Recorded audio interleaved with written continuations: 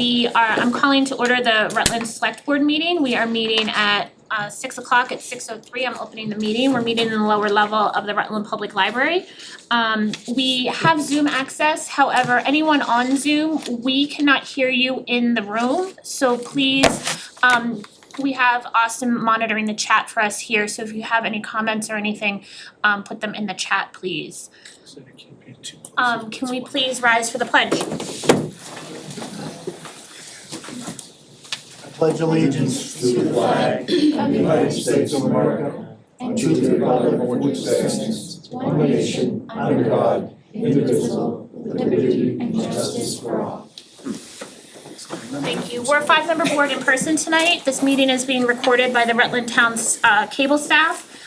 We're held in person and Zoom, but like I said, we can't hear anyone on Zoom, so please utilize the chat function.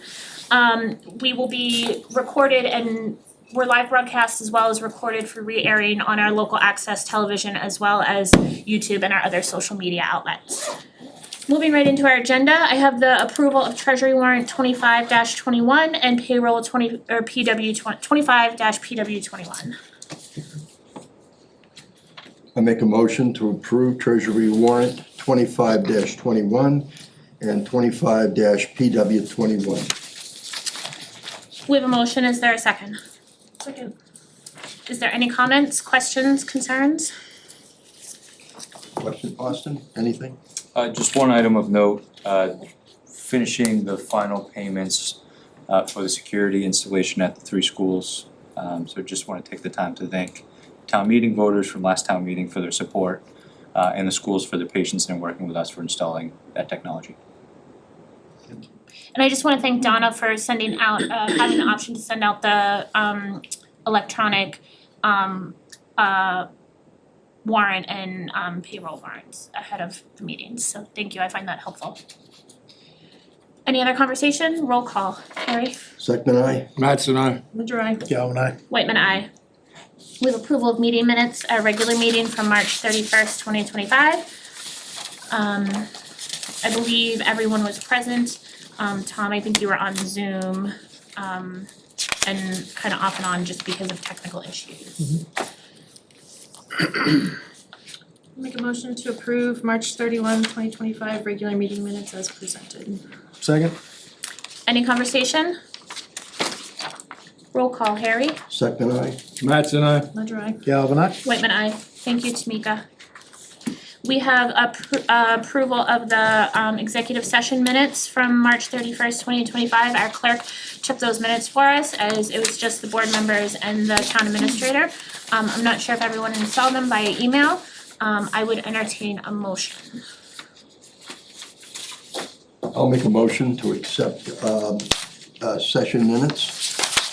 And I would say not to release at this time, just that it's a current ongoing situation. We have a motion with the adage of not to be released at this time. Yeah, Are you- please add not to be released at this time. Is there? Second. Okay, we have a motion and a second. Roll call, Harry. Second, aye. Mattson, aye. Ledger, aye. Galvin, abstain. Whitman, aye. Thank you, Jen, for those minutes and sending them around. I appreciate that.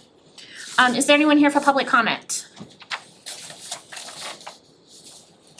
Is there anyone on Zoom for public comment? And if so, please type in the chat.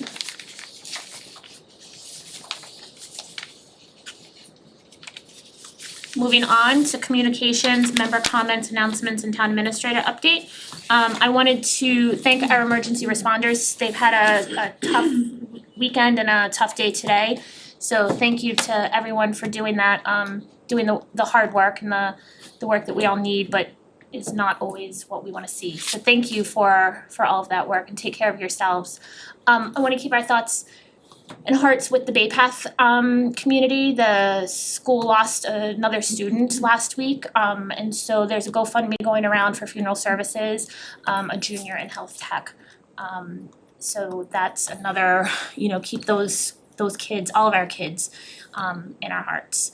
Our town administrator, as everyone we discussed in our open session, our town administrator had alerted us that he was not planning to renew his contract with us in April of 2026, and that he was going to actively pursue additional opportunities. He was a finalist in Sutton for their town manager position. And the Sutton Select Board made a unanimous vote to offer the position and enter contract negotiations with Austin. That's all the information that we have at this point. This is kind of how the process works with town administrators. It's a public process, obviously, and until there's official agreement on a contract, we are operating as and Austin has made the commitment that he is continuing to work here until he's not. And so we obviously have annual town meeting coming up and everything, so he's been still working on the warrant and the budget and all of that with us as well as everything else. So as that works through the process, we as a board will continue that. We had some conversation obviously in our executive session. Those minutes are not released yet, but it's there and we'll be looking forward once things are official. Congratulations. So thank you, Austin, for that. I think that that's all for myself for member comments and updates. Do any other members have any comments or updates? No, this time. Austin, do you want to move into your town administrator update? Yeah, I'll be very brief, we have a stacked agenda. I just wanna highlight, we are still looking for a water operator for the water department. There's been a vacancy for several months now.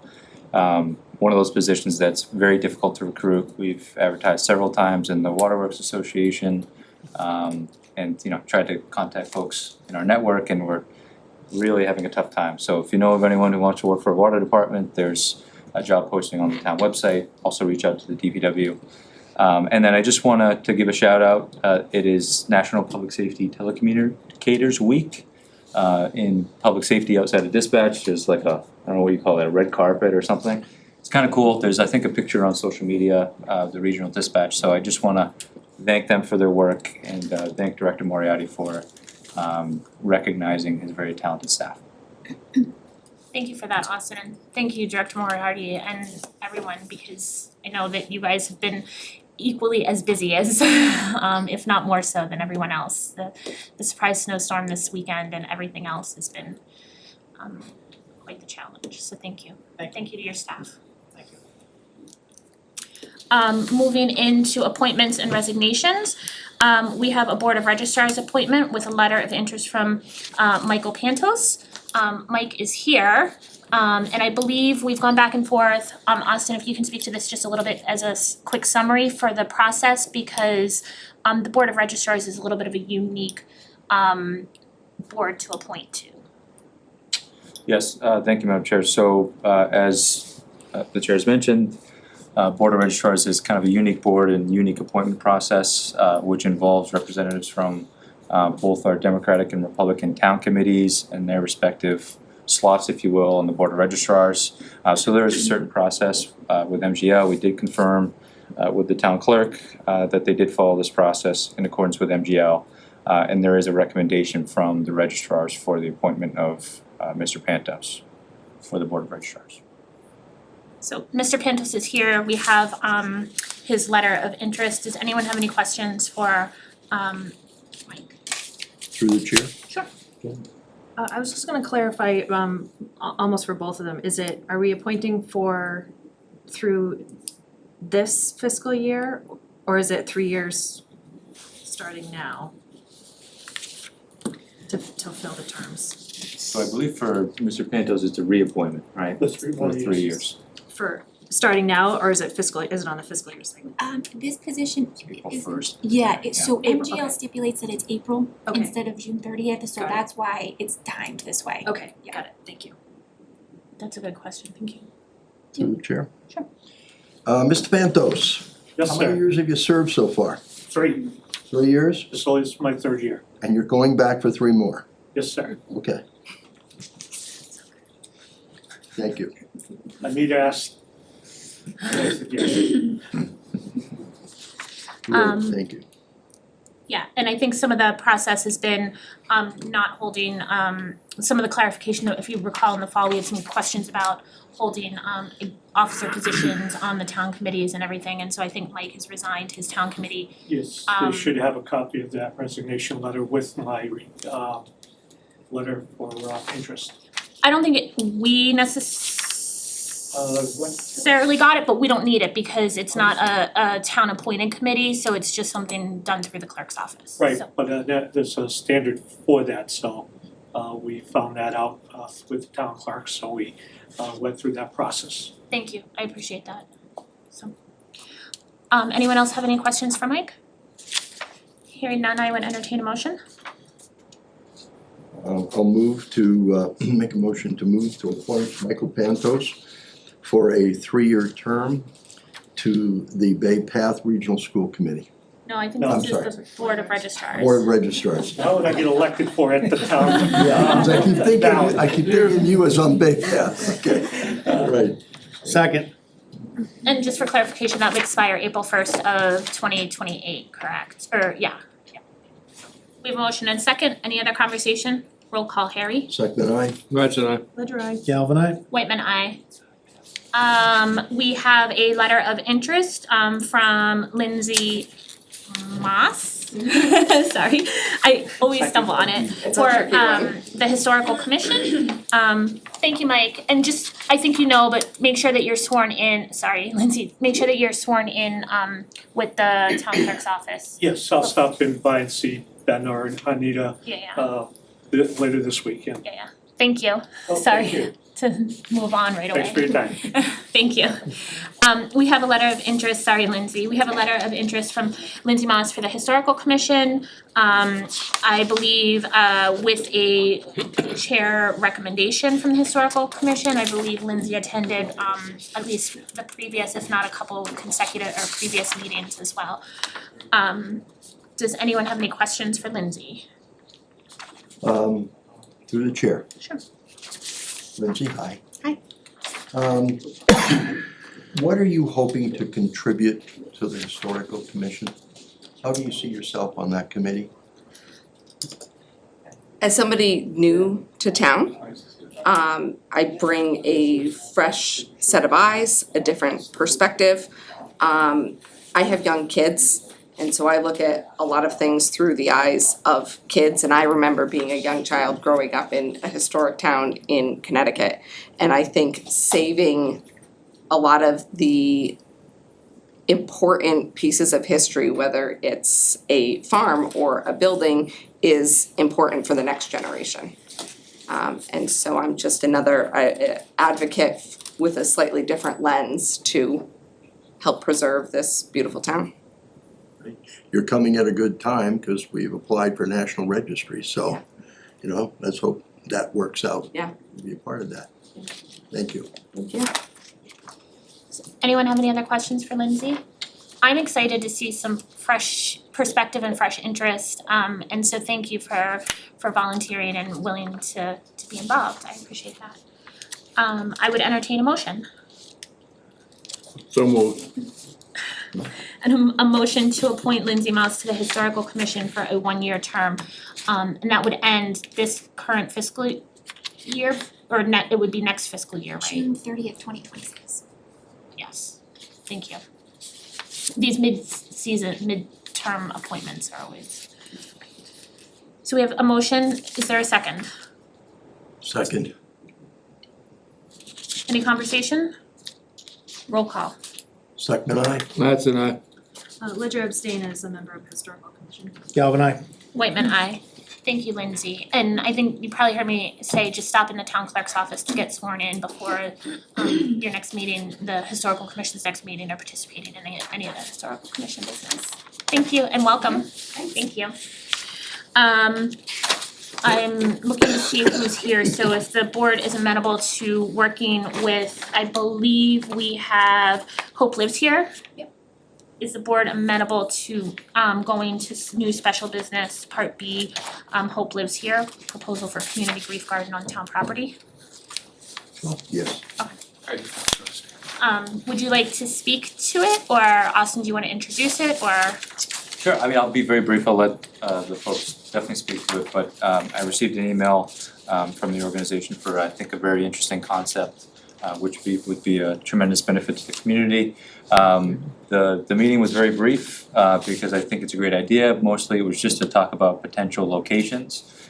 We went back and forth for potential locations in the community and very quickly agreed that space behind the library would be kind of best fit for this. It makes sense and there's already space available. One of the main concerns for both myself and Sherry from Hope Lives Here was parking. And some of the other locations that we can think of really just don't have accessible or adequate parking spaces. And then also, you know, it's, I think just overall the site is very accessible. So you see a written proposal in your packet for the community grief garden, and also I think the drawing is also included in your packet to kind of visually see what that looks like. But this is something that I support and would fully endorse for the select board to support as well, and if the folks wanna speak to it a little bit more. So I'm the president of Hope Lives Here, I'm Sherry Rofe. I actually attended the first meeting they ever had back in 2018, and we started in the basement at the Rutland Library. So Rutland holds a big piece of our hearts. A lot of our members are from Rutland. We have moved to Holden, but we do participate in a lot of the town events here that we can. And our goal was to create a space that's not just for Hope Lives Here, but it's for the entire community. A lot of our members seek solace in a cemetery and some don't.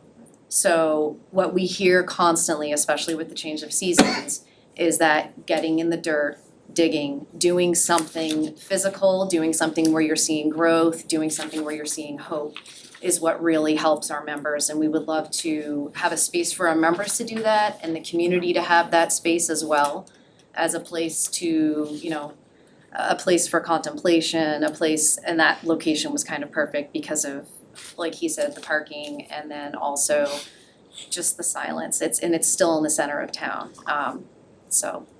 And just to clarify, it's the back corner, this back corner of the library, kind of between the library and the old burial ground and the hill there, is that, is my That's correct, orientation right? correct? Is that what you're looking for? When we were talking about it, my assumption was where there's a huge pile of dirt and there's pipes and stuff with I'm not sure what all is going on there. Yeah, you're thinking behind here though, right? Yes, Yeah, yes, yeah. yeah. Okay, so, okay, I just was trying to orient Yeah. myself as to which area of behind there, behind here we are.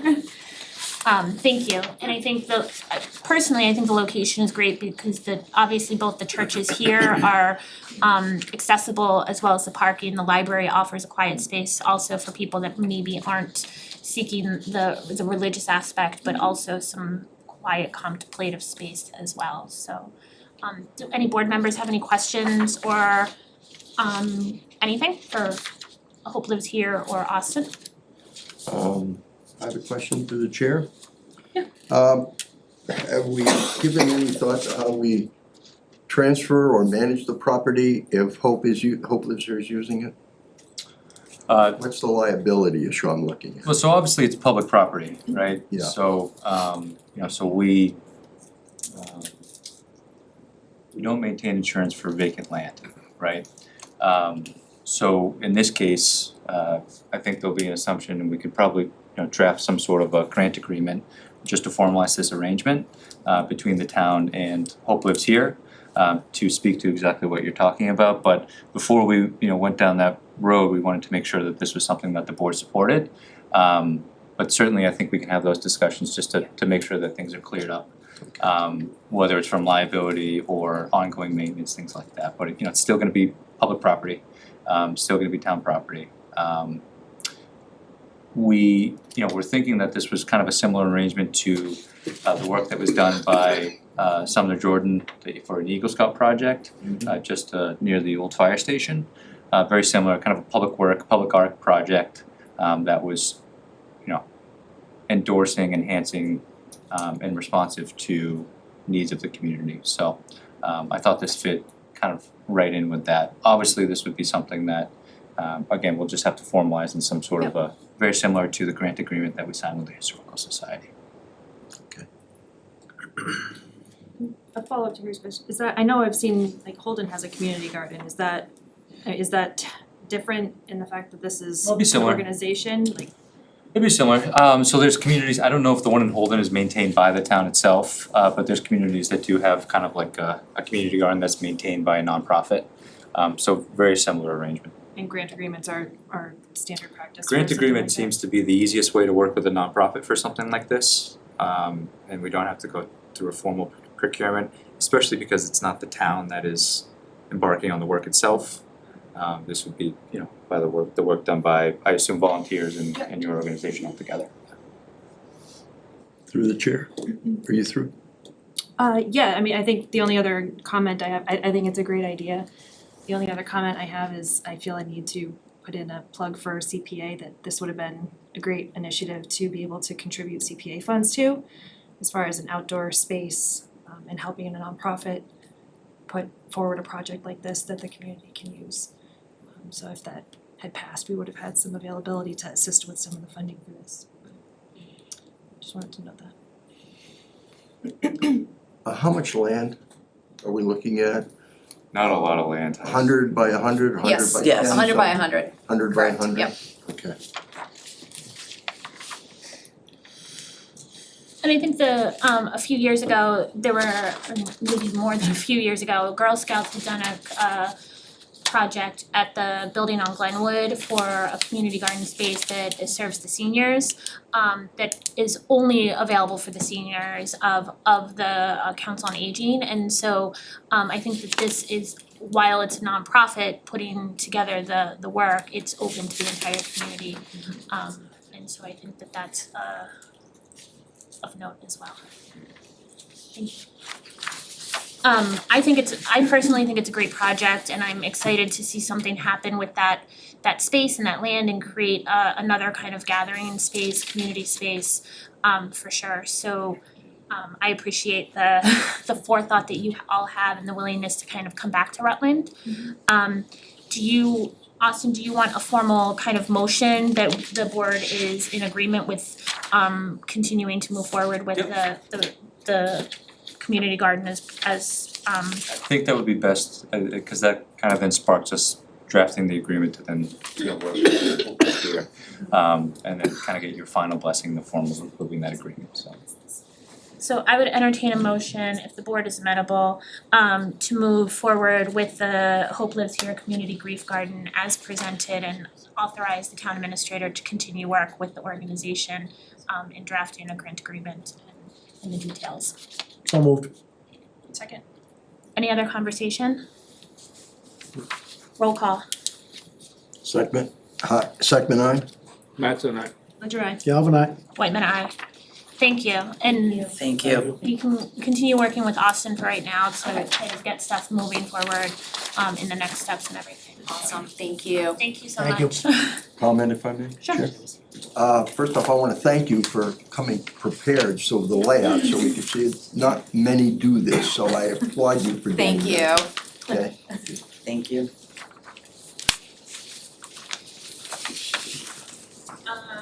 I'm looking to see who else is here. I think if the board is amenable to staying with new business and taking fee schedule proposed changes out of order with Harold for inspection services, electrical, plumbing, and gas permits. I believe this is kind of follow up to the building permit conversation that we had a few meetings ago. Harold, the floor is yours.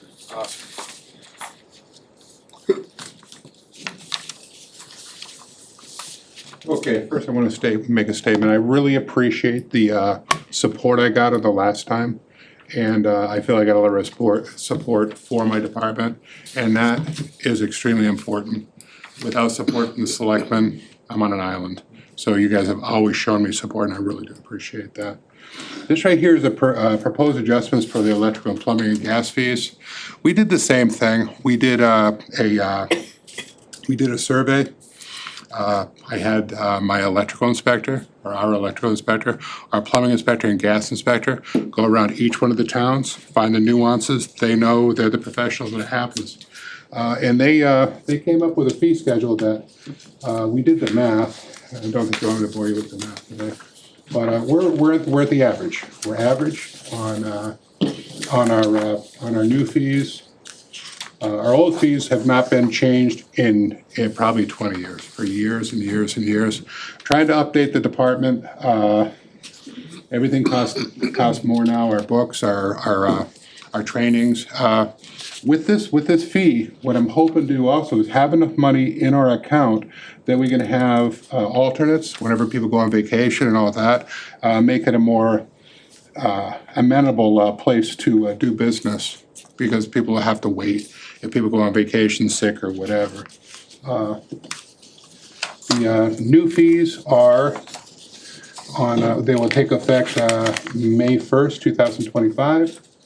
And the old fees, we actually have I don't think you want to go through each one, but you notice there are some increases, but there's also ways we're doing it also.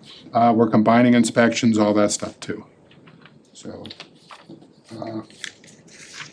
I would appreciate the backing of the board for these fees. We're not the highest, we're not the lowest, and that was what I was tasked with when I started. We're just getting into the 21st century, trying to. Thank you, and I know that was one of the commitments from the board over the past couple of years, just kind of looking at all of our fees, not only for building, but also even for posting legal requirements, the other boards and commissions and everything as well, to ensure that we're at minimum recovering our costs, and we know the cost of everything is going up. And the requirements, especially on the building side, continue to Right, we have a change in our plumbing code, electric code, and building code this year. And that, it doesn't sound like a big deal, that's a big deal. We have I have, under my jurisdiction, 8,500 pages of code that has just been rewritten. And that's what I was doing this morning. I do training and stuff. I actually do training for our contractors here. I used to do that when I was a state inspector, so I continue it, and it's really well received. And sometimes you go into a building, they're doing something wrong. You get all the same, okay, we have to have some sort of class to show you, hey, the building code says this, and this is how we have to do it. I'll tell you, most of your contractors are awesome. They really are. They don't complain. They don't, I just explain to them, hey, this is the deal. And I give them a code section. I actually give them a flyer and say, hey, this right here is what I'm talking about. The last one attended very well. It was, I think, just under 20 people, 20 contractors. It's pretty good in the middle of the day. And then we had one about 3 months ago. I think it was November or December. We had 18 people there. So it's well attended. And to be honest, I didn't get any complaints about the raise in fees. I explained it, hey, this is what it's going to cost to do business. Anywhere else you go, you're going to find the same thing. So anyway, that's what I got, and I would hope for some sort of. I appreciate you breaking it down and Yes. showing the other towns. That was the electrical inspector and plumbing inspector. I just kind of proofread it and said, all right, let's put it in some sort of format you can read. Thank you. Okay. Does anyone have any questions for Harold with the proposed adjustments? Through the chair, simple question. Yeah. It explains itself, but if I take the first line, new single-family dwelling, 4 inspections for 300, that is 300 for all 4 inspections, it's not 300. And that's how we broke them down. Okay. Because we had other inspections that we would do 75, and you know what, it's the same amount. It's just, that's why I said we did combine stuff here Okay. also. All right, thank you. Any other questions?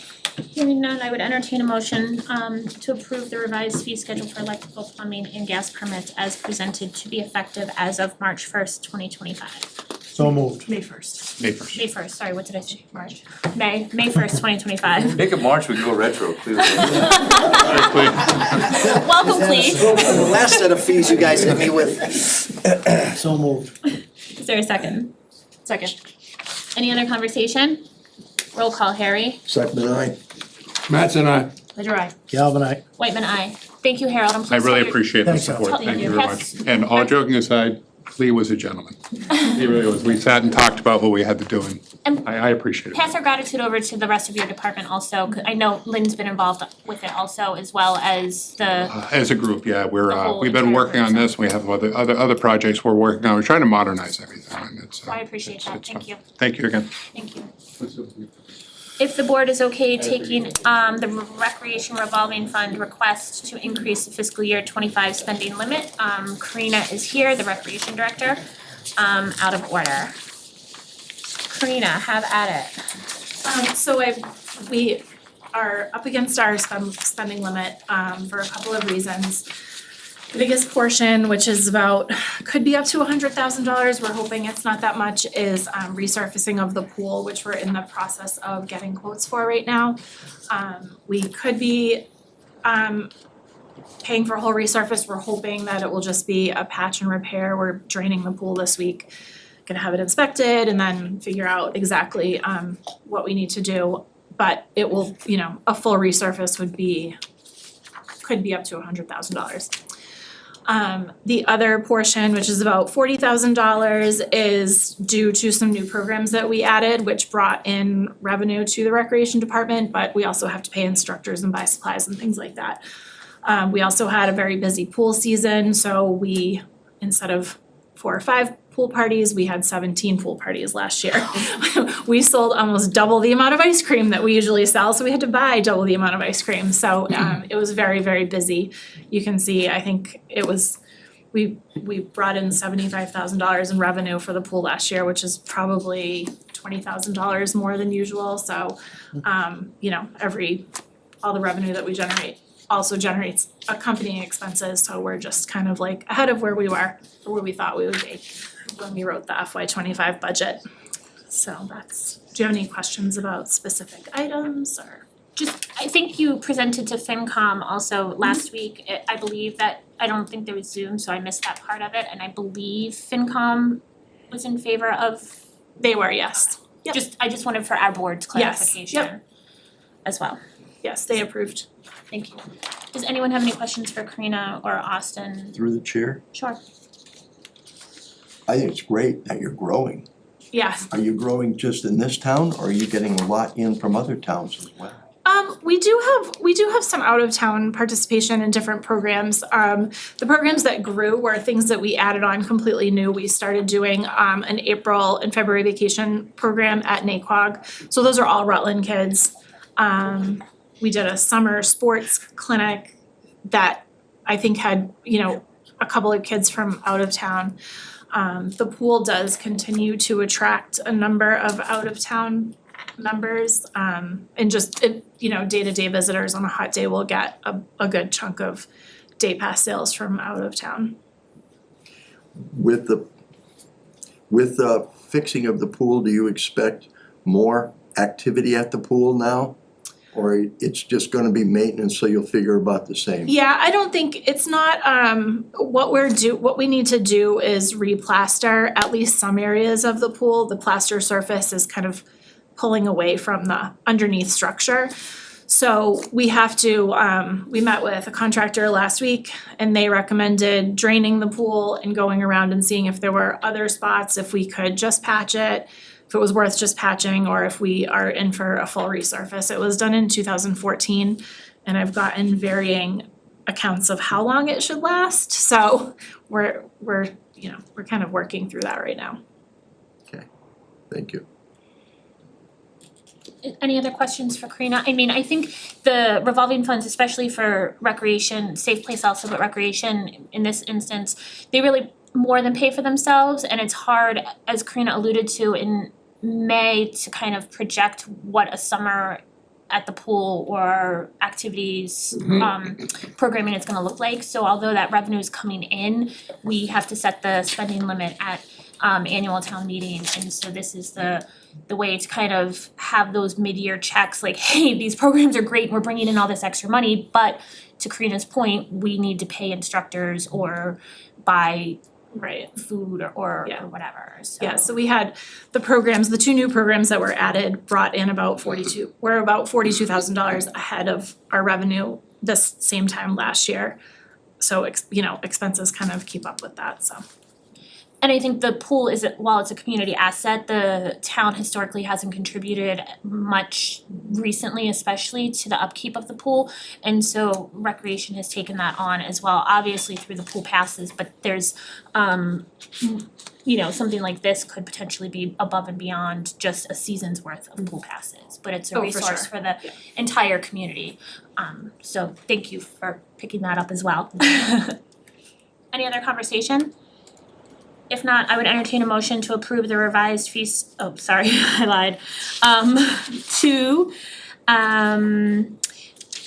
approve the request to increase the spending limit by $140,000 for the recreation revolving fund as presented. So moved. Second. Any other conversation? Roll call, Harry. Second I. Mattson, aye. Ledger I. Galvin, aye. Whitman, aye. Thank you, Karina. And thank you to Recreation and all the participants in Recreation for funding some of this. Absolutely. Thank you. Thank you. I know we have a couple more people here. I would like to take the 4th of July committee request if the board is amenable to this. We had some back and forth. There's a request to remove 2 members due to lack of participation. We have in our current bylaw, our newly adopted bylaws, a process for which to remove committee members. However, these committee members were never sworn in. So I wanted it to be a little bit more, I think the 4th of July committee didn't wanna put the committee members through the whole rigmarole of a hearing and everything. But I wanted to have a little bit more of a policy kind of conversation with the board because these members, while we appointed them, or the previous board, all of us appointed them last April, they never were sworn in, so they essentially never accepted their seat and they haven't attended or participated in any meetings or anything. I ran it quickly by the chair of the bylaw committee, and they didn't have a discussion at it at all because it was kind of too late to get on their agenda for it, but she kind of was of the same mind that they haven't been seated, so it's essentially because they haven't been sworn in, it's just kind of cleaning the register if you would like. But I wanted to have a little bit of a conversation from the board level and then kind of put maybe it on the radar of the bylaw committee for a piece to clean up. I know through the charter committee also there's conversation about that piece as well, so. So You and he was on that committee? Ben, do you wanna, No, I was just curious who in here was on it. I wasn't sure. yeah, sorry, Ben's the chair. Thought you said how many were on it. Sorry, Ben's the chair, and so that committee is a committee that doesn't have a maximum number. Their quorum is the majority of the number of seated individuals. And currently they're seated, if we include these 2, is 9. And so Ben realizes that there's a couple vacations coming up that may make meeting a quorum with 9 tough because and it's also getting into their busy season that they're ramping up fundraising and planning and all hands on deck for the 4th. So he was hoping to just kind of have these 2 seats vacated, so then his quorum would be down to 7 and it would be easier, or his total would be 7, so it would be easier for quorum purposes. And we also have a couple of new members interested in joining, and it's kind of a good time now for them to get involved while we're still planning, rather than after the beginning of July when we're kind of done with everything and then they kind of wait, 8 or ish months before we start planning it all again. I think the 4th of July committee kind of also is one of those that we should look at kind of, the board should look at the appointment timeline for, because their work really, the bulk of their work is after their technical appointment is, so if it makes sense that they are appointed through July 31st of that fiscal year, just so they can wrap up all the final bills and everything. That's not part of this conversation, I guess this conversation is just more, is the board amenable to vacating those 2 that were not sworn in, or do we feel that it would need to follow the hearing process? Go ahead. I would say can somebody remind me, what is the hearing process? Would these members have to come? They would have to be offered the opportunity to attend a meeting, have a discussion. I think that was, Tamika, that was the big part of it. It's likely to at least 2 meetings worth, because they would come and, be invited to a meeting to have a conversation or whatever. I think the concern in this case was they weren't seated, so Right. kind of. What's the timeline you have to, from the time you're officially appointed to the time you're sworn in? That's another piece, we don't technically have anything, it's just. Maybe we should look into that. That's I think something that through all of this, the clerk's office has kind of said, maybe we should look at within, whether it's a month or, I think we all, chairs usually say before you participate in your next meeting. Right. But if you're not participating in a meeting, They never voted? They Never did it? they haven't shown up or anything, yeah. Yeah. So, Harry, Paul, what's your sense? Well, I guess, and they've never attended a meeting and they never got sworn in. So I guess my question is, are they even committee members? Even though we appointed them, were they even committee members to begin with? In which our action would seem to be, we can't remove them because they were never committee members, because they didn't follow the routine.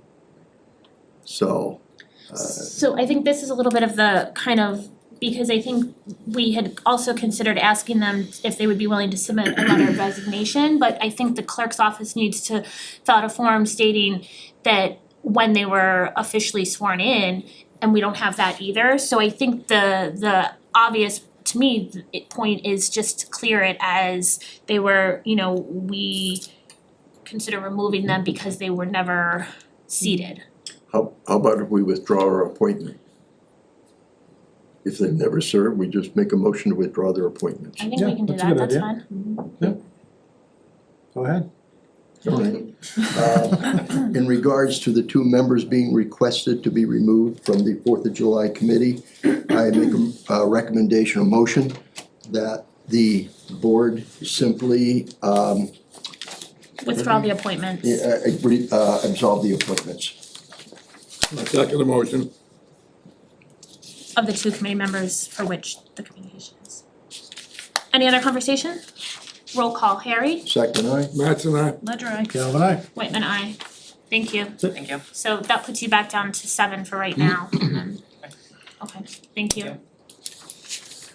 Alright, moving into now, we have Clee here for, I assume, for the layout of the public ways. So these, were in receipt of an email after our last meeting was posted, that the request for street acceptance for 3 roadways within an active subdivision. There was no way without jumping through a lot of hoops, and that even then it was gonna be questionable that all of the public hearing requests could be met to get them, these requests put on the annual town meeting. However, because we had the requests from Clee to place to lay out the ways, I said I would be amenable to having a conversation with this board.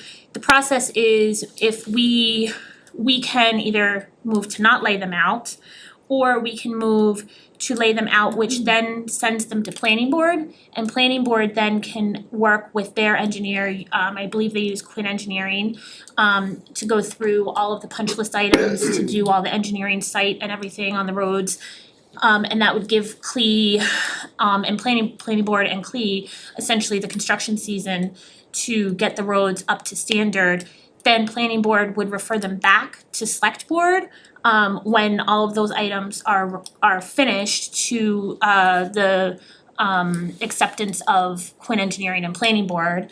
And then it would be the select board's purview to have a public hearing and choose to or not to place them on the next town warrant, which would likely be in the fall, for the fall, I believe it's fall special town meeting, which would be in November. The thought was to possibly give, I think in the fall, these came before the board in the fall, and the conversation with planning board was that the punch list was so, the work that needed to be done was so cumbersome, and going into the fall, it was not likely to be managed to be completed in time for the town meeting. So I thought we could have a conversation and potentially be amenable to laying them out to pass it to planning board to then give planning board and CLEA the opportunity to do the work over the construction season. The warrant closed last week on Thursday, so they're not on the warrant for acceptance at this town meeting anyway. Because again, it would have to go, it goes to us for this, then planning board for all of their work, then it comes back to us and we have to hold a public hearing that I believe is noticed 7 or 14 days in advance before it would be placed as a warrant article or not. Is that correct, Austin, as far as my timeline? Yeah, that's a good description.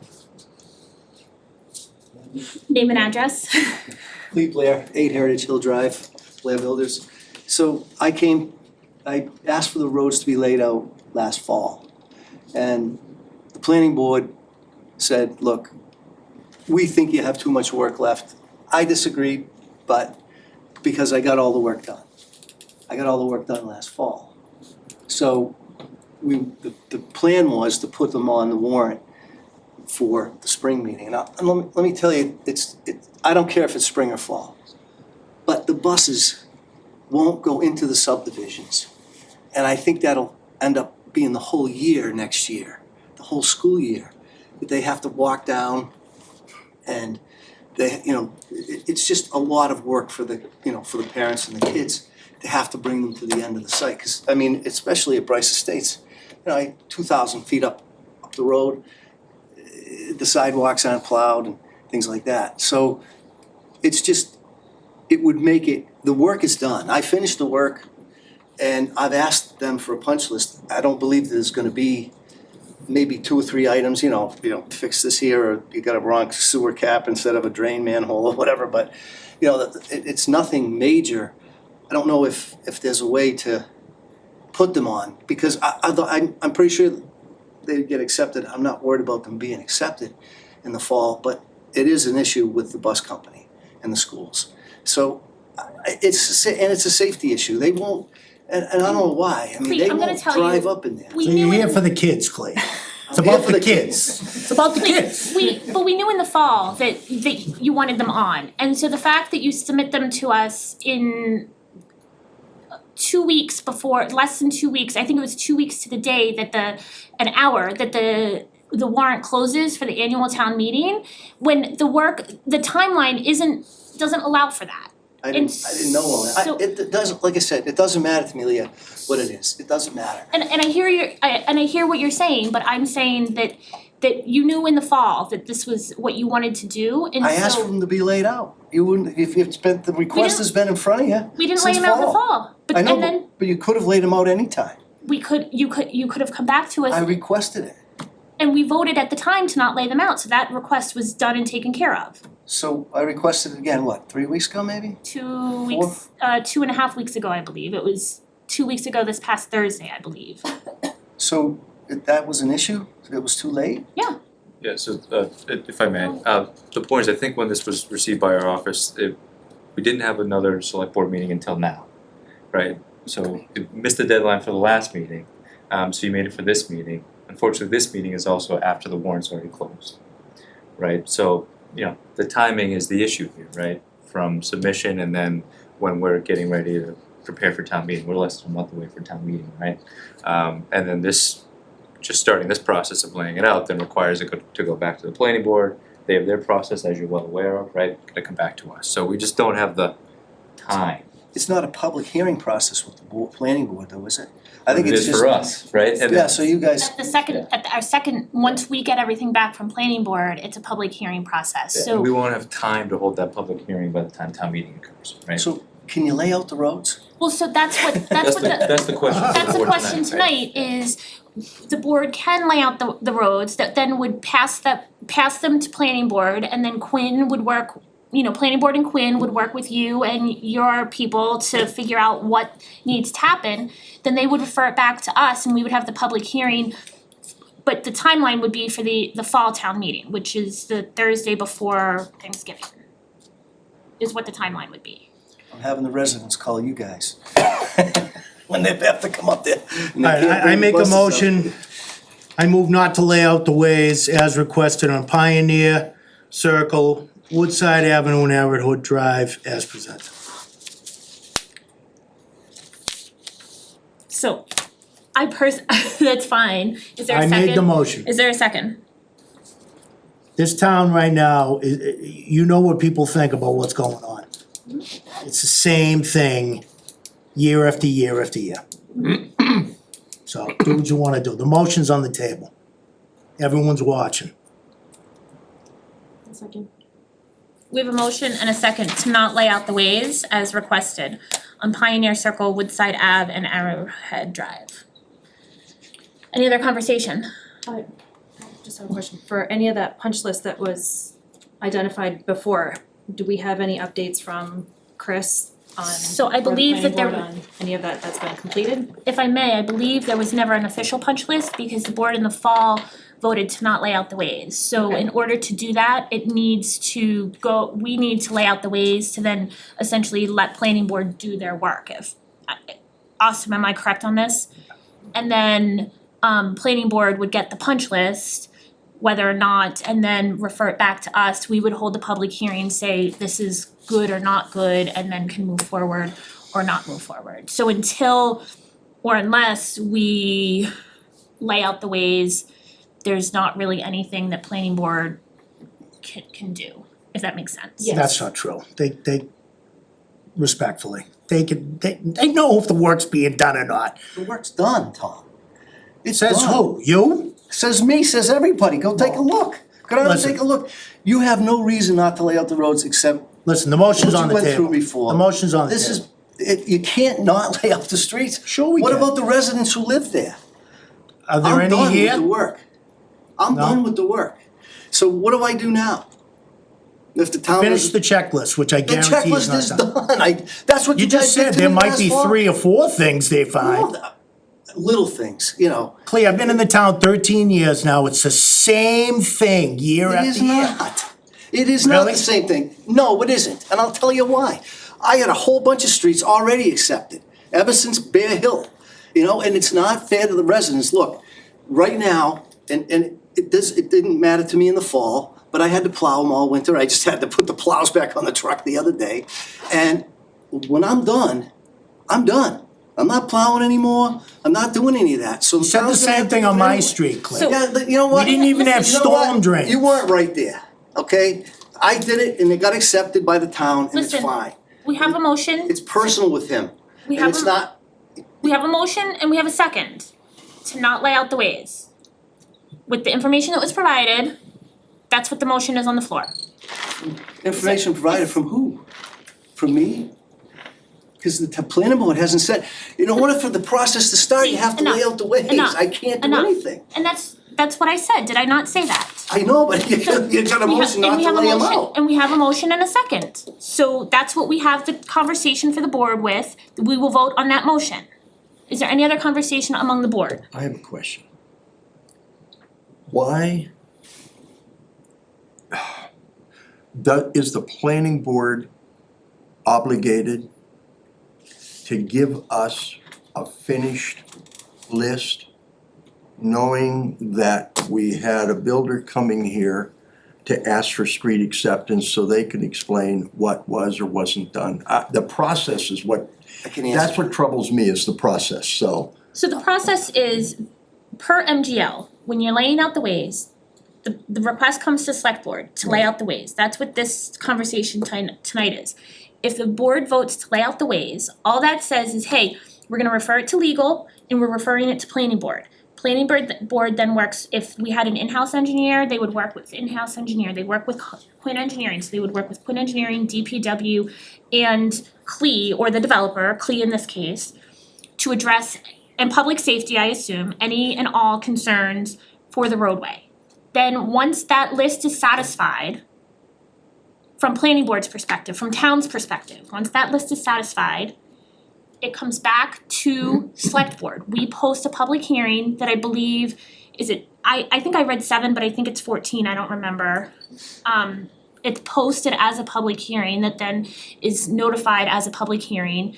That then we, the select board, then vote to accept the ways and place it on the next available town meeting warrant. May I say something, Leah? Hold on, Clea. I'm just, okay. So this is the first time these street acceptances have come to us, They had come to us in the fall. okay? The planning board at the time and town staff at the time said, we don't have enough time to do this. The list is too big. It's Okay, gonna be rushed, it's not gonna go, we don't feel comfortable with it. So we as a board voted to do what the motion tonight is, to not lay them out. So they never went to planning board, so that planning board didn't have an official punch list because they never engaged Quinn. Because in order to engage Quinn Engineering, we need to move this process. Austin, am I right on this? Like, Until you lay out the roads, the process can't start. correct. So if you don't lay out the roads, nothing happens. What happens is, the select board lays out the roads, they fling it over to the planning board. Then the planning board has not a hearing, not a public hearing, but they engage Quinn, like Leah said.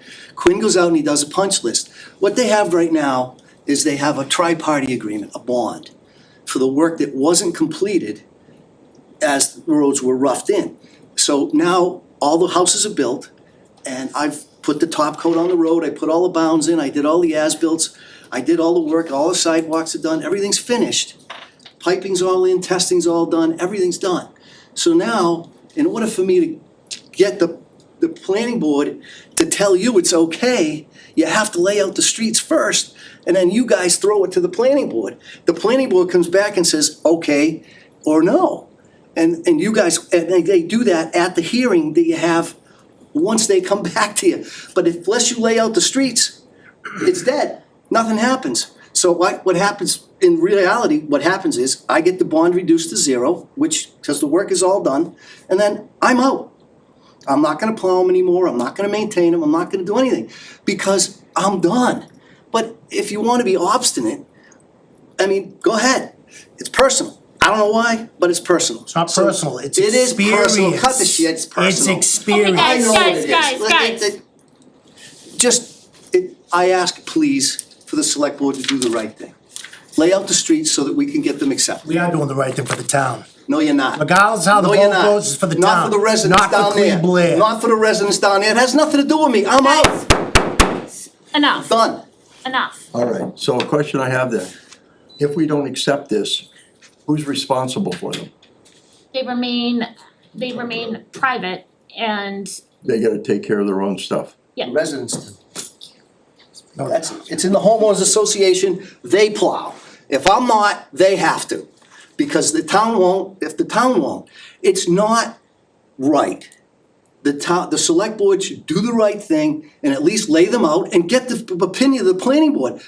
Taking his opinion, he doesn't even know, he's never even been there. You can't- enough.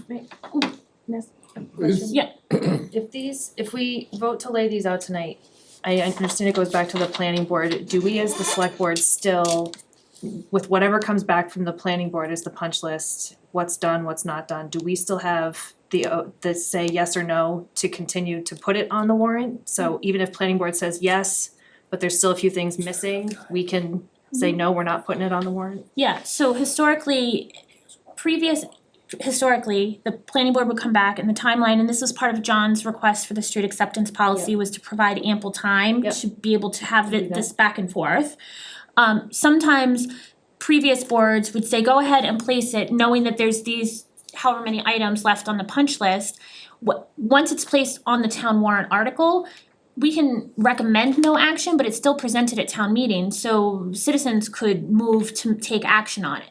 More recent boards have had the opinion that unless everything was done to the satisfactory of Quinn and DPW and public safety, not whatever the developer says, but whatever our town says, that then they would be amenable to placing it. And we've had some residents sometimes come in and voice concerns about various things as well. The boards have been more amenable to not just automatically placing them once getting whatever back from planning board until essentially everything was done and ready to go. That's what I wanted to make sure, that we would still be able to say no to putting it on a town meeting warrant if the punch list wasn't complete, Right. But even if we do this. Right, and right now, there has been no, sorry, I was gonna say, right now, even in the fall, there's been no official conversation between Quinn Engineering and the developer because we didn't refer it, the select board didn't refer it, so that's how that process triggers it, and in order to have any sort of expenditure of planning board revolving account funds or fees from the developer, it needs to be through this process. Yeah, okay, So, thank you. I just, trying to get the consensus of the board, I just wanna be very clear though, is if you make the motion to lay it out, then you've done that and you've laid it out essentially as a public way, and that starts the process of our legal review and making sure town council reviews the meets and bounds and everything, that the language is accurate. So if your intent is to keep it private, then stick to your motion. If you wanna change that, then, What was because then you could just go to another town meeting, you've already laid it out. what was agreed to for the subdivision? Is it supposed to be a private road or is it supposed to be public? It's supposed to be a road, it doesn't say if it's public or No, private, right? it's, they're always private until the town votes them, but Lay it out. it's built to the town specifications and the planning board regulations so that it could be accepted. The residents there have a right to at least have the roads laid out. And, I mean, why would they want them to be private? That they would have to plow them, they'd have to maintain them, they'd have to do the sewer lines, the water lines, and all of that. So I built them to be accepted by a public, but they still have to be accepted. So you always have, I do this in a lot of towns, okay, Shrewsbury, Holden, West Boylston, Charlton, all over. The point is, you lay out the streets, you give it back to the planning board, and if you guys choose not to put it on the warrant, and that'd be based on, it's the select board doesn't really get involved in the safety of the ways, that's the planning board's job. So what happens is, at the end of the day, you guys lay them out, you send it over to the planning board, they come to see me, they send out Kevin Quinn, he does his punch list, and whatever he puts on the punch list, I finish, I do it, and then at the same time, there's a bond. He reduces that bond down to zero, and then it's over for me. But I think for the residents of the town, or the people who live on that street, it's only fair to at least give them a chance to have the road accepted as a public way. All the other roads in that subdivision are accepted already. I'm personally not saying we shouldn't accept it. My goal is to make sure that those roads are done and complete and all the work that needs to Absolutely. be done is done before it's actually accepted as a public way for the town to then maintain. But until you do this, Understood, I can't, We can't nothing do can that. happen. understood, So- yes, thank you. Through the chair, so we have a motion and a second, so Mr. Blair, if Queen comes out and says, okay, you still have a couple of things to do, your bond doesn't go to zero until you finish those things and he Correct. signs off, Correct. correct? So you're Correct. still on. And the planning board has to vote it. So in other words, they voted the tri-party, they voted the amount. Kevin comes back and says, this is done, take this off, this off, this off, this off, and that off. Then the planning board has a vote to take it off. Still, they don't have to, but they usually go with his recommendation. So we don't know where the planning board stands on this issue right now. Well, you can't until you lay out the streets. hasn't So been once you lay out the streets, then you send it to the planning board, and the planning board comes back and says, well, and I've had it happen, especially in Tom's subdivision, they came back and said, no, don't do it. Last fall, they didn't think I could get the work done in time. I did, but they didn't think I could, so they said not to. I didn't jump up and down. The only thing I'm asking, the work is all done. Just lay them out so that the planning board can tell you whether or not you should put them on a warrant for the fall. If I miss the warrant for the spring, my fault, oh well, but it's okay for the fall. I was just saying that I deal with the bus companies all the time, and those guys will not go in the subdivisions to pick up the kids until they're town roads, for some reason. Other than that, it doesn't matter to me, but I think it's a disservice to the people who live on those streets not to at least lay them out and have them So heard. we have a motion and a second on the floor for not moving out the ways. Is there any other conversation from the board on the motion on the floor? Hearing none, roll call, Harry. Tom, I see where you're getting at, but I can't. Yeah, good luck. I have to vote nay. To me, the issue with the planning board and Mr. Blair has not been resolved to my satisfaction either, so I have to say no. Wait, how we vote? It's no, No would be. yay to not put it forward. Right. No, yay To put it forward, to lay it out. no. No, No, yay The to motion not was not to lay lay it it out. out. right. No to, okay. Okay, so I say no on that. No, okay. I'm the same, I feel the exact same way as you, Tom. I want the roads done, but if we can't get the info of that punch list without laying them out, Yeah, just vote. then I also have to vote no to the motion. Okay, Galvin, yay. And Whitman, no, because I think I need to have that information, that punch list. And I think I'm hopeful that this board is willing to, or the board in the fall is willing to listen to what that punch list is and continue kind of not just placing things. That is holding the public to hold us accountable in that public hearing space. So the motion to not lay out the ways failed. Is there another motion? I move for reasons of public necessity and convenience that the select board of the town of Rutland lay out the following ways as town ways for use by the town of Rutland on the and the inhabitants of the town of Rutland and accept it and dedicate it for public use. Arrowhead Drive from station 00+00 to station 14 plus 85.00. Woodside Avenue from station 0 plus 8.58 to station 12 plus 50. And Pioneer Circle from station 00 plus 00 to station 6 plus 00. We have a motion. Is there a second? Second. So just for clarification, this is to move forward with the process of laying out the ways. This would allow town council to review everything for the means and bounds as well as go to planning board for Quinn Engineering and town departments input. Following our recently adopted street acceptance. No, because the street We haven't acceptance gotten there yet. policy, this came in right before the street acceptance policy was accepted. This came in on the Thursday before that, the Thursday night before that Monday meeting. Okay, Where we when it was accepted it. adopted, okay. So, yeah. So we have a motion and a second. Any conversation? Roll call, Harry. Second, aye. Mattson, Ledger I. Galvin, nay. Whitman, aye. So we'll move forward with that. Tom, I hear and I appreciate your concerns for You don't owe sure. me an explanation, that's why we have 5 votes. I know. You got the vote, congratulations. Thank you. Just do the right thing. I always do. Oh. Have I never not? Thank you very much, everyone. I appreciate your understanding. Thank you. And we'll, obviously, it's gonna be the fall, Yeah, wait, no, I it's not gonna understand. be in the spring, I understand, Okay. but they've laid out, so, Oh, God, we voted, you got the vote. no, I just don't understand the process, because usually you do it right before the meeting, so anyways, they're laid out. Yeah, good job, congratulations. Moving around now, we have, can we stick with our new special item and take the regional dispatch district? Is the board amenable to that? Is the public amenable to that? Mike and Austin, go for it.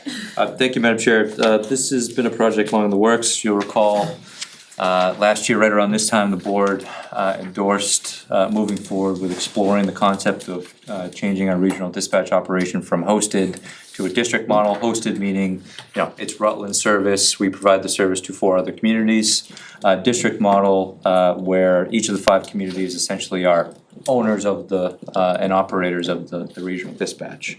Very similar to some of our membership, whether it's in the Wachusett Regional School District, Upper Blackstone, Sewer Treatment District, as well. So we did go through that process. We received a technical assistance grant from the State 911 Department to work with the Collins Center at UMass Boston to provide for a feasibility study to explore switching from, again, hosted to a district model.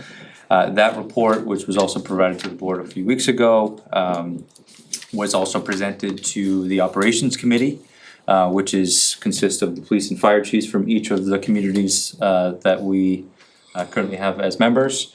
And then also on April 3rd, there was an informational session hosted for select boards, which we had attendees from all 5 towns. So the request is to accept language from MGL, which is included in your memo in your packet, and approve the district agreement as presented. So the district agreement kind of follows a model district agreement that's prepared by State 911 Department and also was included in the draft report. We just made some slight tweaks to things that kind of make sense for how we operate for Rutland. And the name of the district is the Central Massachusetts Regional Emergency Communications Center District. It's a long one. Mike made a fancy logo for it too, using AI, but the way that this works, and I'll spare you kind of going through all of the details, but there would be a board of directors for the district, essentially the select board for the district. The board of directors consists of the chief administrative officers from each of the community. In this case, it'd be the town administrators from each of the community, with exception to the town of Ocam, which does not have a town administrator. So it would be the select board's designee. And then also there's a finance committee, which consists of the chief financial officer, will likely end up being the town accountant or the town treasurer for each of the communities. And then we would also continue to have the operations committee, which consists of police and fire chiefs, as we have now.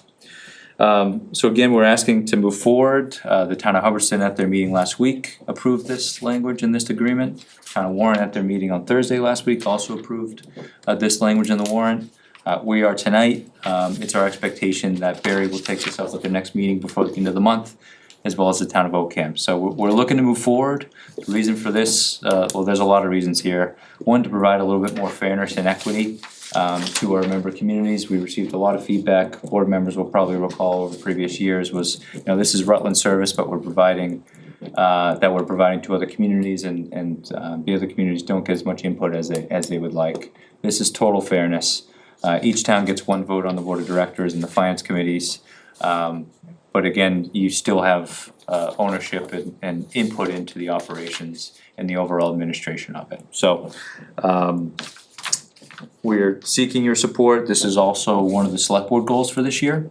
You recall at our board retreat, this was kind of a big initiative that we wanted to advance for this year. So Director Moriarty is here to answer any questions that you may have on the technical operational and how this would operate.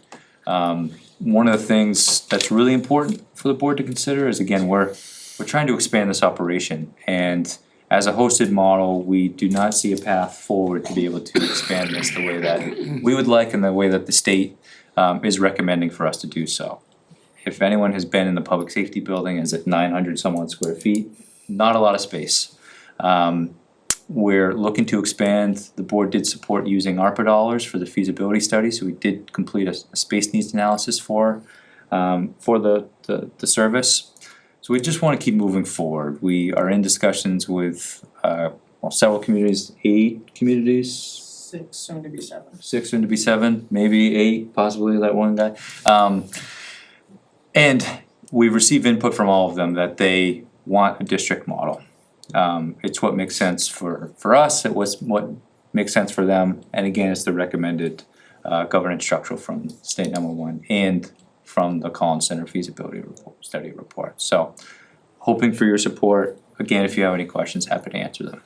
And one thing I think that came up at the, if I may, at the information session last week, I don't remember, it's all a blur, I'm sorry, is the funding mechanism for State 911 is a surcharge that on any connected device, and so it's not anything that is can be managed by the state legislature. It's their own piece and funding mechanism, and every connected device that we're only getting more and more connected devices, so it's not a dwindling funding source, if that. Mike, do you wanna speak to anything? I think Austin laid it out very well. Like you said, we've been in conversations with 6 communities right now, and first question is, what's the governance model of the center currently right now? And it's hosted, we're all set. Until you guys can become a district, we won't move forward with anything. So we've took that, we've worked on that, we're moving forward, and hopefully tonight we can continue to move this forward. The only way to reduce costs or assessments to the communities is to grow, to obtain more state funding from the state 911 department. All goes by call volume and population, so the bigger we get, the more funding we get through the state to offset those assessments. I was at the public information session, I know Paul was there, Jen, I know you were on and off with Zoom, but there were Zoom issues, so if any board members have any questions, by all means. I was able to watch the second half and then I chatted with Austin a little bit this morning and got some more questions answered, so I'm good for mine. There's no downside to this, right? No. There's only, And just so for next steps, right, so hypothetically, so this agreement is effective when the last community signs. So let's pretend that tonight you were the last community. This doesn't mean that all of a sudden tomorrow Mike is a district employee. There would be a transition period as well. We have obviously union members, we have a lot of things that we need to work through with staff. And then also Rutland is still the fiscal agent, so there's probably gonna have to be a memorandum of agreement between the town of Rutland and the district to transition all that over. So that's, transitioning everyone over on the pension system, how do we take care of health insurance, everything else. So there's still work that needs to take place kind of internally for us to be able to do that, but again, this vote needs to happen first before we go through that process. And I know this is something for many iterations of town administrators and select boards has been a kind of a priority, varying levels, and I think it's becoming more and more urgent as we all the communities are facing fiscal concerns, and more dire fiscal concerns, and knowing that the state 911 is really looking to have fewer centers and more districts, so. The chair. I was asked by a citizen if you could kind of describe to me a little bit, what happens to the other people in the district who have their own 9 center like you do?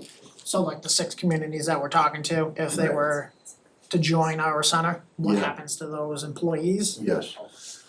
So those employees would get the first right to employment with the district itself, and then from there would get posted externally, but those internal employees would get that first right to go through the hiring process through the district to obtain a position with the district.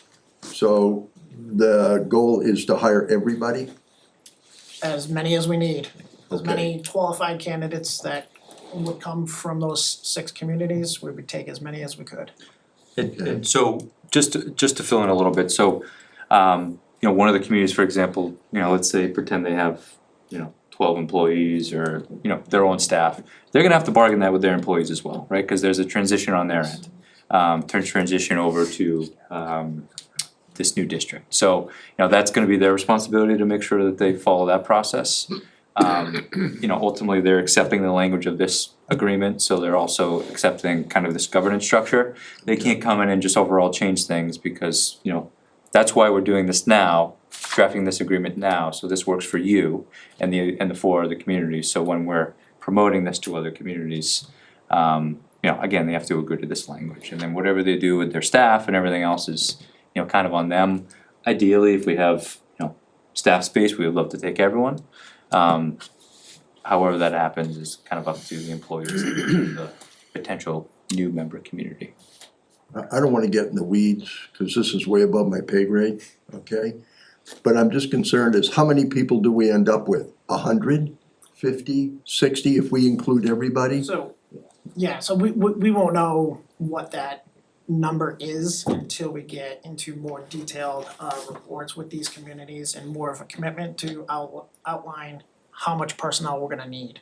And there's a bunch of different formulas that you have to utilize to come down to that number, but until we become a district and then start engaging with those communities to receive 5 years worth of statistics, I can't give you a number of how many personnel we're gonna need. We've done some sorry, Mike. Yeah. We've done some preliminary analysis because that's what the other communities looked at, are we adding, to your number, are we adding 80 or 90 more staff? We've done some of those figures, but again, we need some more data from the community, and that's required, right? So whenever a community is interested in joining the service, there's a required analysis that needs to take place. It's APCO. APCO has the formulas built into it. Yeah, so we take all that data that Mike's talking about, and it kind of spits out the recommended staffing levels for that particular call volume and population, things like that. So, we did provide that. That was a good presentation just to see potentially what that would look like. But again, until we do that formal analysis. So I guess what I'm hearing is, this allows you to go forward and start doing the district, and then eventually you'll start coming back to saying, here's how the district's gonna work, here's what we're doing, type of thing. When you all come together with this final. Yeah, so we'd form, once the last community accepts it, we'd form the district, and then, we're a formal district, so the board of directors would begin to meet, and we can kind of do all this analysis and start selling the district, if you will, to other communities and actually getting them to formally join, so. And then it'll be the obligation of your designee, which is the town administrator, to report back to you what is happening. It's also a public body, so all of those meetings have to be publicly posted in accordance with open meeting law, and hosted probably here for now, or we'll probably jump around different areas in the district, so those will be totally transparent as well for the community if they're interested. Okay. Thanks. Is there any other questions? Hearing none, I would entertain a motion that the select board accept the provisions of sections 180 to No, 18-0. Oh, sorry. Or 18-0. Yeah, 18O to 18V, inclusive of chapter 61A of the chapter 6A of the general laws, providing for the establishment of a regional 911 emergency communications district together with the towns of Barry, Hubbardston, Oakham, Rutland, and Warren, and the construction or siting, administration, operation, and maintenance of a regional 911 emergency communications center by the district under the provisions of the proposed district agreement filed with the select board. So moved. Just a friendly amendment, just to authorize the chair to sign on behalf of the board. There's just one signature line. Okay. With the chair to sign on behalf of the board. So moved. I'll second it. Motion and a second. Any other conversation? Yes, I have a question. Is this gonna be, this document will actually be part of the original that goes in the minutes that we're accepting, right? Because here you have 18O to 18V, and this document says 18P to 18V. Yeah, so 18O is inclusive of, 18O includes saying that you can establish a regional 911 service. 18P through V is the exact language that you need for a district model. Okay. Second? We had a second, I We think. did? Yeah, Paul seconded it. So any other conversation? Roll call, Harry. Second, aye? Mattson, aye. Ledger I. Galvin, aye. Whitman, aye. Thank you, Mike. Thanks, and Mike. Austin Thank you, and Mike. all the previous town administrators and select boards who've continued to do the work. Thank you. Sorry guys. Moving on to, I think the budget conversation might be a little bit. I would like to stick with new business and do the one-day liquor license application for Seven Saws Brewing, Concerts on the Common, if the board's amenable to that. We're in receipt of a application from Seven Saws Brewing, for Concerts on the Common for 3 nights. I believe they've been in touch with the events committee for this.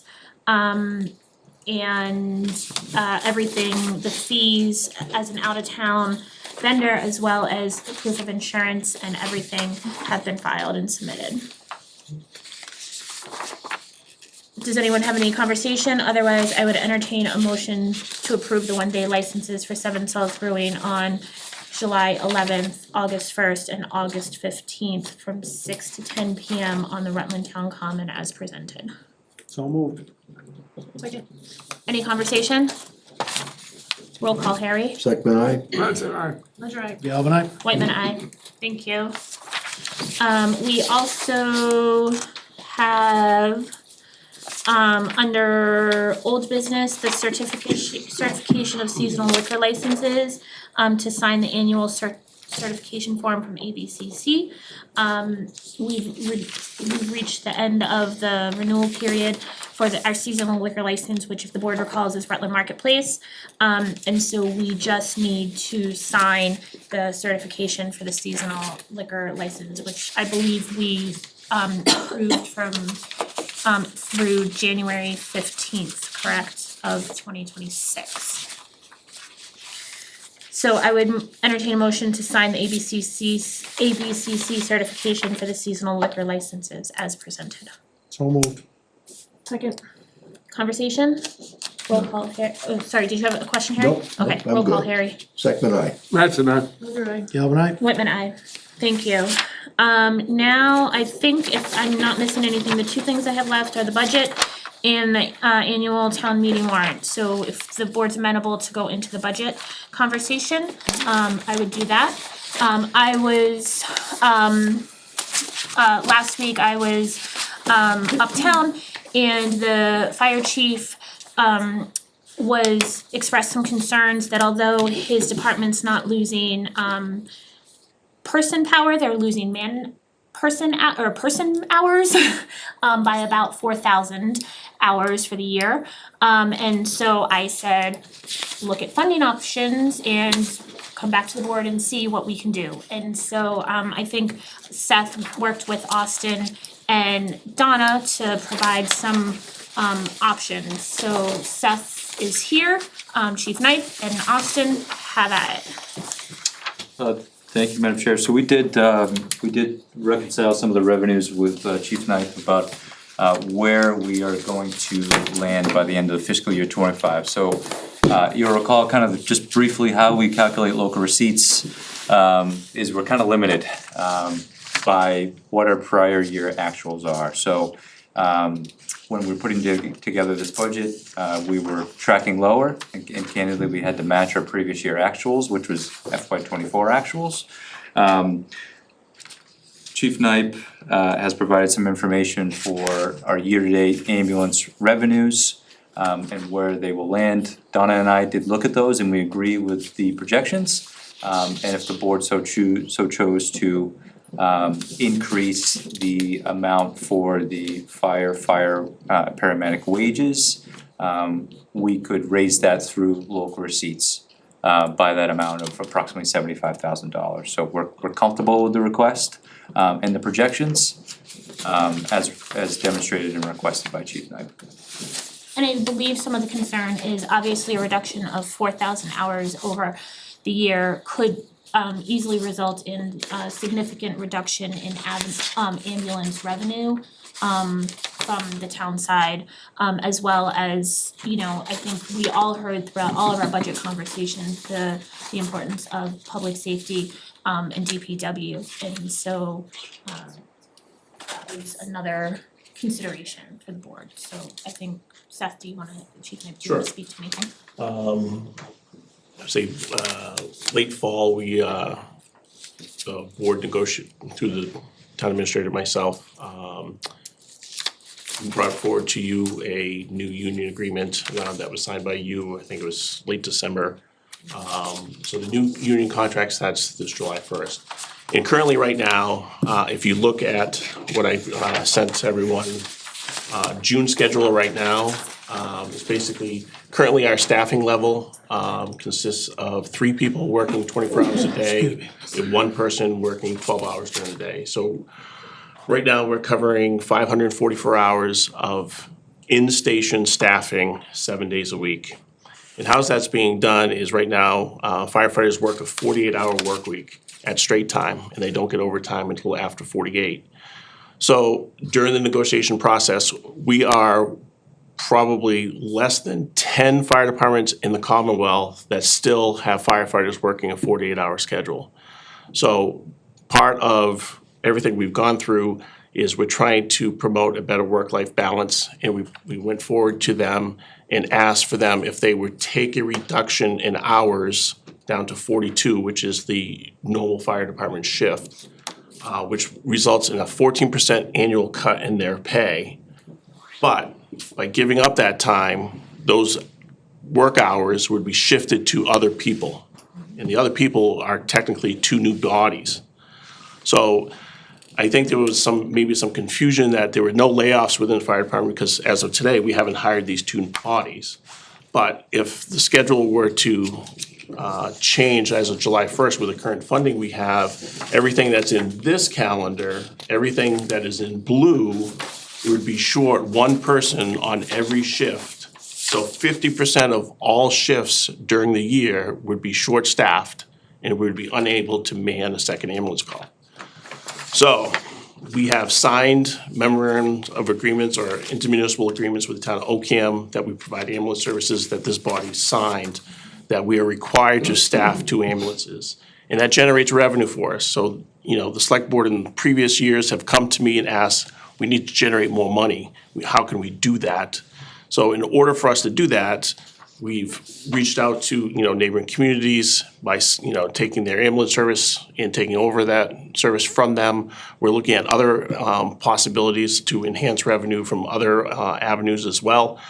But the only way to continue to do that is we need the physical bodies to do that. So we looked at the ambulance revenue side. We looked at trends going forward. We're seeing an annual increase in the ambulance call volume increasing 10% every single year, and it's showing in the revenue side. And, you know, I went to the town accountant, I went to the town administrator, I said, look, this is where we are. This is what is being posted as a projected revenue right now, and is what was used for the modeling of the budget. And I just asked that, can we take, again, right now, everything on local receipts is estimated. And, you know, even the governor's, you know, local aid is an estimate right now.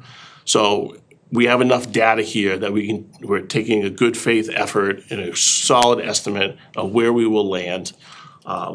Because we put our revenue so low last year, the ambulance is gonna generate and turn back $65,000 in free cash for next year already. We can see that already coming. So I'm just asking that the revenue be increased by the $75,000 for next year. And that $75,000 just be added to the fire department wage line item so we can get the staffing in place to continue to operate and generate these types of revenue. Again, we're not asking for any additional use of free cash or stabilization or OPEB or any additional funding sources. We're just asking that the return on investment from the ambulance service comes back into the department that generates that money, so we continue to provide service to this community and the member communities that we have written agreements with, so. But essentially being run like a revolving fund, what you're making. That would be the eventual goal, is to get to some type of revolving account or enterprise fund. Because right now, all of the money goes to the general fund, and town meeting votes the whole fire department budget, and they don't really see what the offset is, because it's buried deep into local receipts, and no one looks at the revenue side. They always look at the budget and what's going up and stuff like that.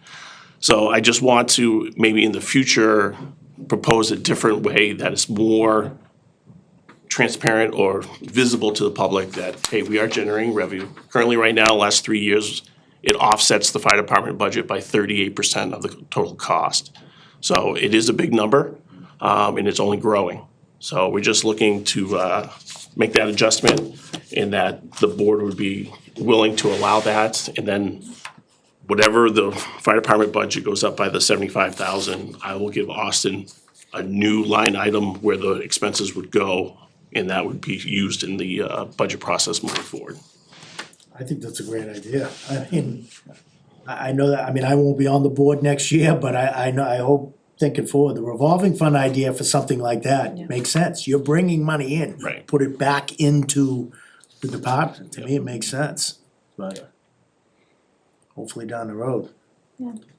I mean, I personally am not a huge fan of all the revolving funds, but I do think having a better layer of transparency as to what the ambulance is generating, and what adequate staffing for the ambulances has the potential to generate versus simply looking at cuts and not realizing that sometimes cuts have an expense on the revenue side also. We have that conversation across a bunch of different And believe me, departments. there are devastating cuts in the purchase services and supplies. They're definitely there. But again, I'm just trying to maintain the staffing level to generate the money that benefits Like to know everyone. when ambulances come over. Exactly, yes, yeah. Through the chair. Can you explain, or does it have to do with what's going on in the HHS world? I see here in 23, and then 24, we go from 108 to 77, now we're down to 55, and we're gonna keep that number basically the same. What happens there? So- Why do we lose that? Okay, so ambulance revenue that we get directly from our billing company includes Medicare, Medicaid, all private health insurances, even self-pay. Okay, so that's normal billing processes. We have, through the Commonwealth, has a program that we have to apply for and demonstrate what our true costs are to operate the ambulance service and show what our Medicare and Medicaid reimbursement rates are. And we can leverage, it's basically trying to balance what a reasonable and customary billing should be. And so we're able to recoup some of that. Where these numbers really is driving from, these numbers show the calls going to Devereaux. Because that's our Medicare, Medicaid population in town. It's the Mass Health. So if you're asking, does Devereaux pay us? Yes, they do, it's right here. It's pretty clear. But the only way to get that revenue is we have to outline it and we have to submit additional documentation to prove that our expenses to operate an ambulance service in this community is outweighing what we're getting from the federal government and the state. So that's how we're able to recoup some of that. So again, it all depends on the volume of medical calls that we're doing to that underinsured population. And that's how we're getting it. So it will fluctuate year to year, but we are capturing as much as we can based on that.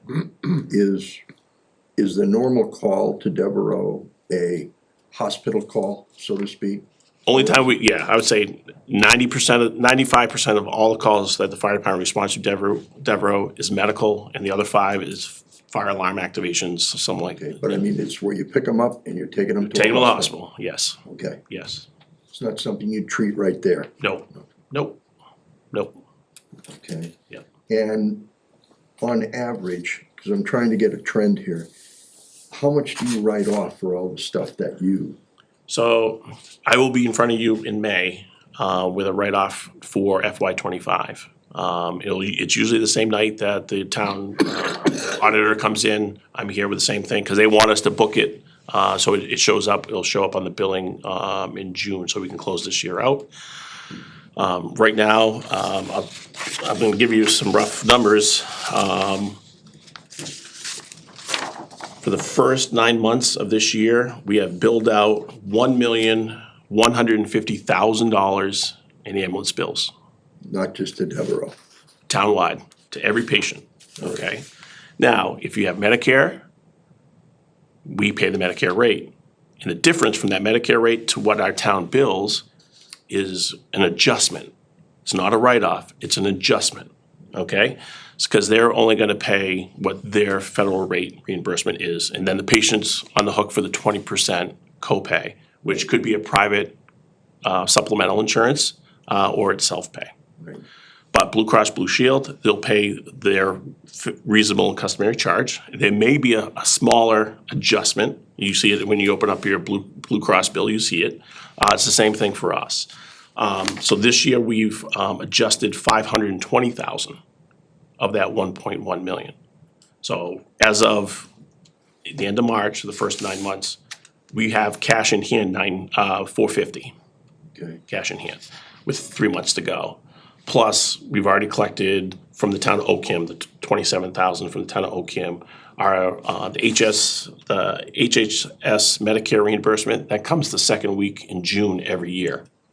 I apply for it in October. I know what the number is by the end of October.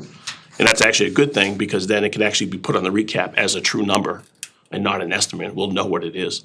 But we receive it in June, so that hasn't been posted yet as well, so. So that 1 million is from townwide, 1 million plus. Yep. Do you have a Devereaux number, just for Devereaux alone? No, I won't get that, and like I said, I won't get that until September. yeah, I'll get that in September, September. yeah, when I do the next version. Okay, I'm just curious as to how much reimbursement we get. In other words, Yeah. what I'm looking at is, if it costs us X to take an ambulance out, Correct, and we're going 1,000 calls to Devereaux, yeah, and we're only getting X back, yeah. you know? We're doing less than 100 calls to Devereaux a year. Okay, Yeah, we're not as busy as the police, but it's mostly, anytime the police go, we're not far behind, because it usually ends up in some type of paperwork transfer.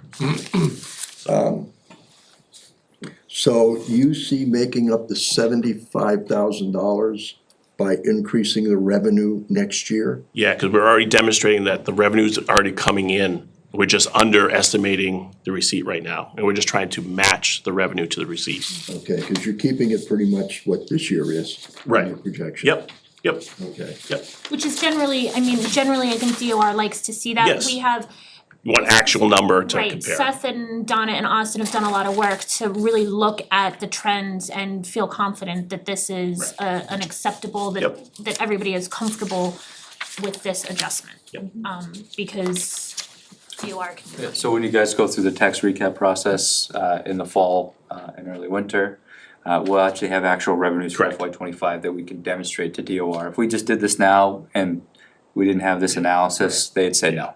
Yeah, it's not like we can't increase ambulance revenue to $1 million to try to help balance the budget. You can't do that. Yeah. You know, we're using good, strong data and projections from prior history. And this revenue is net revenue, this is after. This is net, yeah. what After you paying don't the bill and get come, back. correct, yeah. Okay. Yep, this is cash in hand, Okay, yep, And your ask is 75? 75. So just, the motion would be just to raise the appropriation by $75,000, and then we would just match that on the revenue side. so this really, what we're saying, won't affect the budget, Correct. because it's being offset. It's still balanced. It's still balanced, no use of additional free cash, you know, it's a revenue and expense equals, and So, Chief, what are you gonna do if you can't hit the $75,000 I number? guarantee it'll be more than that, You think so, huh? yep, I do. We're holding them to it. That's right, otherwise. Remember, We have it on video. so put it this way, we started July 1st with 381,000 outstanding after adjustments. And we are 100,000 ahead of that already of outstanding, so we're at $486,000 outstanding, and that's after adjustments have already been made. So that, and again, when we bill an ambulance fee, we won't see that true money for 3 months. They have 90 days to pay once we submit, and believe me, they wait till the 89th day to send it in the mail, so. But, So what we're looking to do is to reinstate the 42-hour process. correct. And 75,000. Yes, We'll we'll do cover, that. we'll do that, And yeah, that's for the extra two people? correct, yep, yep. Yep, okay, Benefits stay the same, in other words? just everything cover- is already been negotiated, everything is there, everything else is already, the staffing costs have already been built into my line items as far as clothing allowance, you know, vacation time, all that stuff has already been there, so. And at 48 hours, you feel that, or they feel that's putting a stress on them? I think it's, the stuff we've seen and done this year, in getting through COVID, I think it has taken the wind out of their sails. They have been beat down, the call volume is out of control. We've had some significant calls. We've had some very traumatic calls in town, that Even is. today. Even today, today was horrific. We had a motorcycle accident on Main Street. On Glenwood? No, on Main Street. Oh. That's why Main Street was closed. It opened at 6:30, so Main Street is open, you get home. But again, that's some of the things that we're seeing on a weekly basis, unfortunately, so. Okay. Does insurance and Medicare ever proportionately increase the amount that you get Yeah. reimbursed? So every year Medicare comes out with a new rate. And so, we do a Northern Worcester County survey of all of the fire departments that operate fire department town ambulances. And we all try to make sure that our rates are comparable.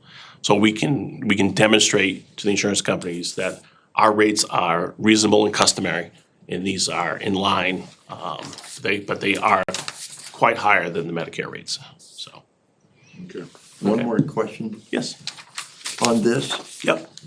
What is the, if I look at Tuesday the first, what's 3-1? So there's 3 people that work 24 hours a day, and there's 1 person that works 12 hours during the day. Okay, So from 7 in the morning to 7 at night, there are 4 people on duty. And from 7 at night to 7 in the morning, there's only 3 on duty. okay. Yep. So you'd be looking for a motion to raise the appropriations by 75,000? Yes. For just, Just if you do the overall appropriation, we'll add it to there. do you want a specific from No. ambulance? No. Just Okay. raise the total Yep. proposed FY '26 appropriation by 75,000. Okay. Okay. And then I'll give Austin tomorrow where it falls Yeah. in to balance. Is there any other conversation? Is the board, I mean, I wanna get a sense from the board, it seems like the board's mostly amenable to it. So then I would entertain a motion to raise the appropriation by 75,000 as presented.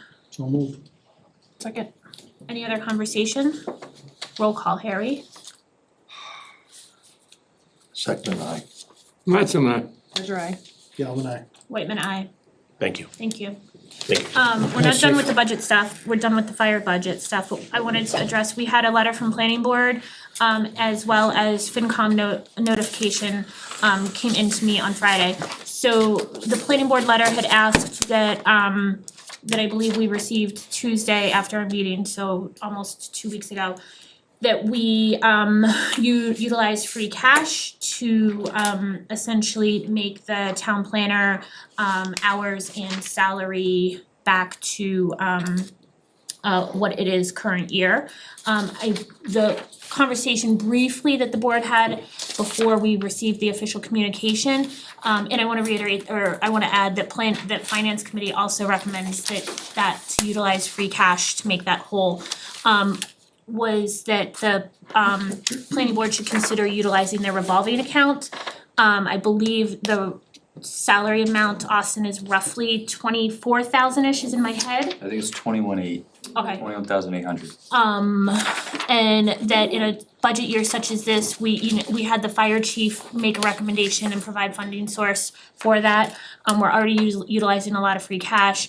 I believe the Board of Health utilizes a decent amount of their revolving account to cover, fully cover the health agent, and this year they've increased their contribution to cover the administrative costs as well. To I think the tune of, they're utilizing 50,000-ish from their revolving So account. 50 covers all the expenses, including the health agent, the contribution for the administrative assistant, and then any other expenses for the Board of Health.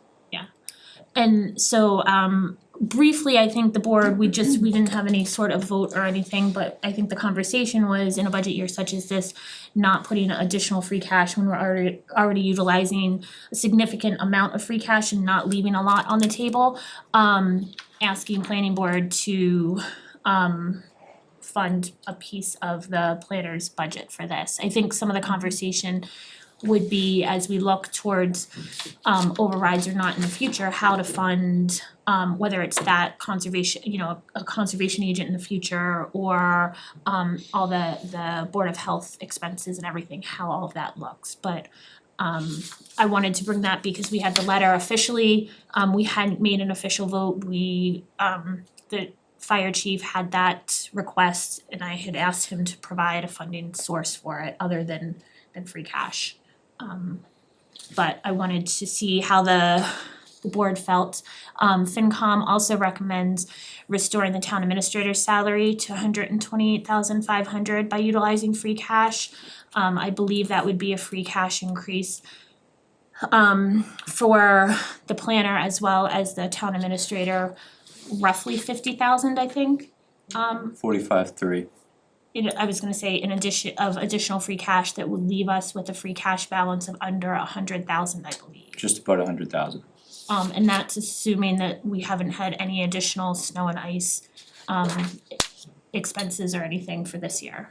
I thought we had 185 left after everything. How did it get to 100? No, so when we go over the warrant, the draft capital plan includes use of $40,000 in free cash. So that brings you down to 145 balance. And that was the conversation I think that we had when we set the utilization for the general fund, was that it was gonna leave that and probably none or very little for capital. So I think that that's where that additional amount came from. Was there any provided by FinCom as to reason to use free cash versus The revolving? the notice I got was the finance committee recommends returning the planner's salary to 91,800 to make it whole, and returning the town administrator's salary to 128,500 by using free cash. And I think this board, we had the conversation as a board, but also with Austin as far as returning the TA's salary to that dollar amount. While I think this board was very much kind of wanting to do that, also recognizing the fiscal constraints we're in and knowing what may be on the horizon. And then, like I said, I know we had talked briefly on that Monday at our last meeting about asking the planning board to dip into their revolving account for that piece. But we didn't have official communication from planning board at the time, and we didn't have official vote or anything. So I'm not sure how the board is feeling about that. Either or both, I guess for the planner's salary, I personally feel like it's this year is a revolving account year. We've asked, the Board of Health has done it. We're not restoring other non-union hours utilizing free cash or anything. So to me, and this is, while I understand it's a reduction in hours, it's not a reduction in pay rate. And while I personally see a huge value to having a town planner, and I think that that's a very important role, I think that some of that work is coming in on a revolving fund account also. And so that's for this year especially, personally. What about the town administrator? So the town administrator, I think, also is a really important piece. And we've had that conversation, and I think that's the board conversation again. If we're, I believe it was the planner and the administrator were the two that had a reduction in salaries. The planner was a reduction in hours to match that reduction. The town administrator was not. So that's, again, a board conversation. That I think would have to come from free cash, because we don't have, as select board or general government, we don't have a revolving account. I agree with you. I have said before in past meetings that I think we should be reinstating the town administrator's salary, especially now given the circumstances, and that we'll at some point be looking for a new town administrator. We can't have a current town administrator on 105 salary. And I agree, just, if we're looking at year by year, this is a tough year, and I think it's not unreasonable to ask the planning board to contribute to the salary for somebody that does a lot of work for their board specifically in a tough year. So I would also be in favor of continuing with that route, and in favorable of restoring the town administrator to free cash. Do we know why the planning board suggested we pay out of cash? Based on the letter that they provided to all of us, I think they feel the town planner is a vital resource to all of the community, which I don't think, I personally don't necessarily disagree, but also the planner does a lot of work for the planning board also. Was that letter in here? If it was, I missed it. No, it was email Just a separate email, yeah. that I think John and Norm had sent last week on Tuesday. To the whole board? Yeah. Okay. Originally, he had asked me to forward it, and then he forwarded it to the whole board. And I'm not saying that it's necessarily something that has to happen every year, but for this year, where we're at, again, I don't think it's an unreasonable request, and we can reevaluate where we are for next year.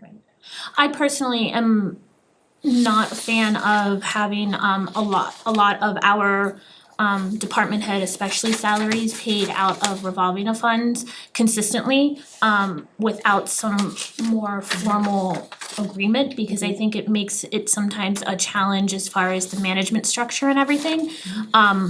But I do think in a budget year such as this, where we are really, looking for every little thing that we can, and like I said, we're not entertaining other free cash requests to restore salaries with COLAs or whatever to other individuals. So did the planning board say that they would not pay for the increase out of their revolving fund? Definitely not, or they're asking for us to do it with consideration that they would? I read it as that they're asking, essentially requesting, that they don't support a reduction for a variety of reasons, and are requesting that the board make it whole from free cash. I was not on the planning, I tried to be on the planning board meeting this past week, but there were Zoom audio issues and it was messing with my head, so I don't know, Tamika, if you can. Yeah, and if I may, it was stated at the planning board meeting last week that they were not amenable to paying for it from the revolving fund.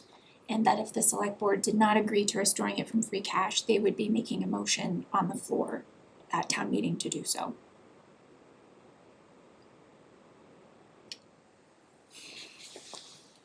I'd hate to see that happen.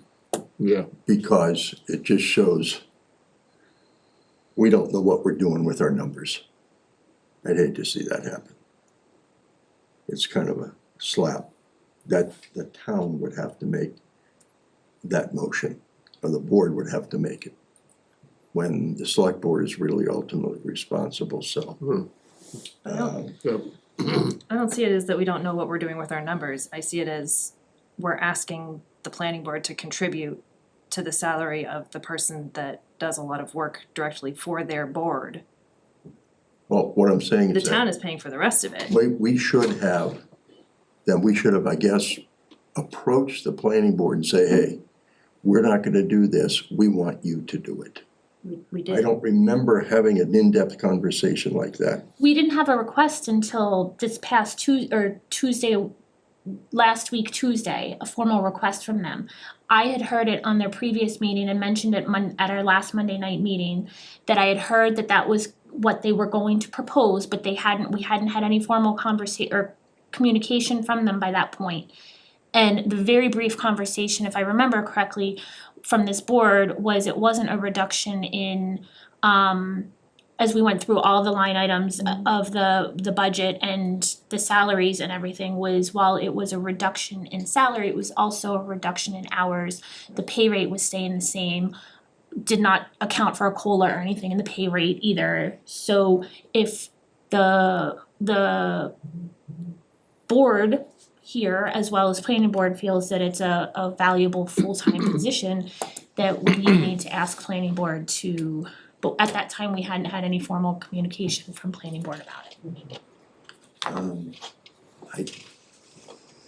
And I think that was even presented to us in the budget, one of the budget iterations was as a way to make the planner whole, that was an option, an avenue of revenue source in one of the budget And again, to point out your previous, that there's the Board of Health uses their account to pay some of the salary for staff. Also, with this district that we're doing, are we gonna see any savings next year? FY '26, no. FY '27, very possible, yeah.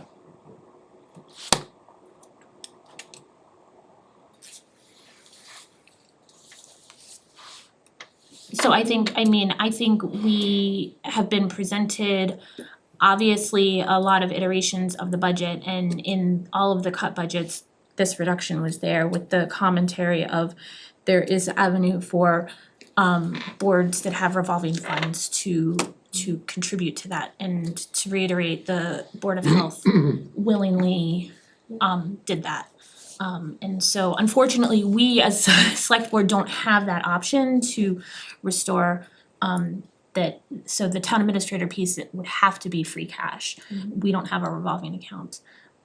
If we did, I would advocate in a budget year such as this, that money is utilized for that. We're already throwing our fiscal policies to the wayside. And we don't know what, like I said, even this past weekend storm, I'm not sure what DPW may have had for expenses for 8 inches of snow on April 12th, like, so I think that that's where I personally am coming from. I would hate to see it go to town meeting floor, but also that's another avenue for if that's what they wanna do, and we present the budget and our rationale for why we are presenting it this way, and let the Yeah, I'd hate to see it do that. Austin, I'm all for raising your income, raising the salary that we had contracted with for. So I believe that's a contractual issue for me. So I think that's it, where we don't have a contract with the building inspector, the planner. But I don't I guess I'm really kind of between a rock and a hard place, cause it's like, why couldn't we resolve this earlier? Why did it have to come to one of the last meetings before the town meeting that we're trying to figure this out? To keep it simple, I just say, let's do it, let's increase the planner salary. And then work with the planning board to see if they're willing, if that's possible, to give us money back to make up some of the money for the planner. So I think that's what. Yeah, so we wouldn't be able to do that if we're appropriating from the general fund, we would, in the warrant, we'd lower the proposed expenses on the revolving fund side, because there wouldn't be a necessity to fund the planner salary for the 21E, so. Unless, if there's other things that you want them to pay for, like the CMRP assessment or something, that would just result in free cash.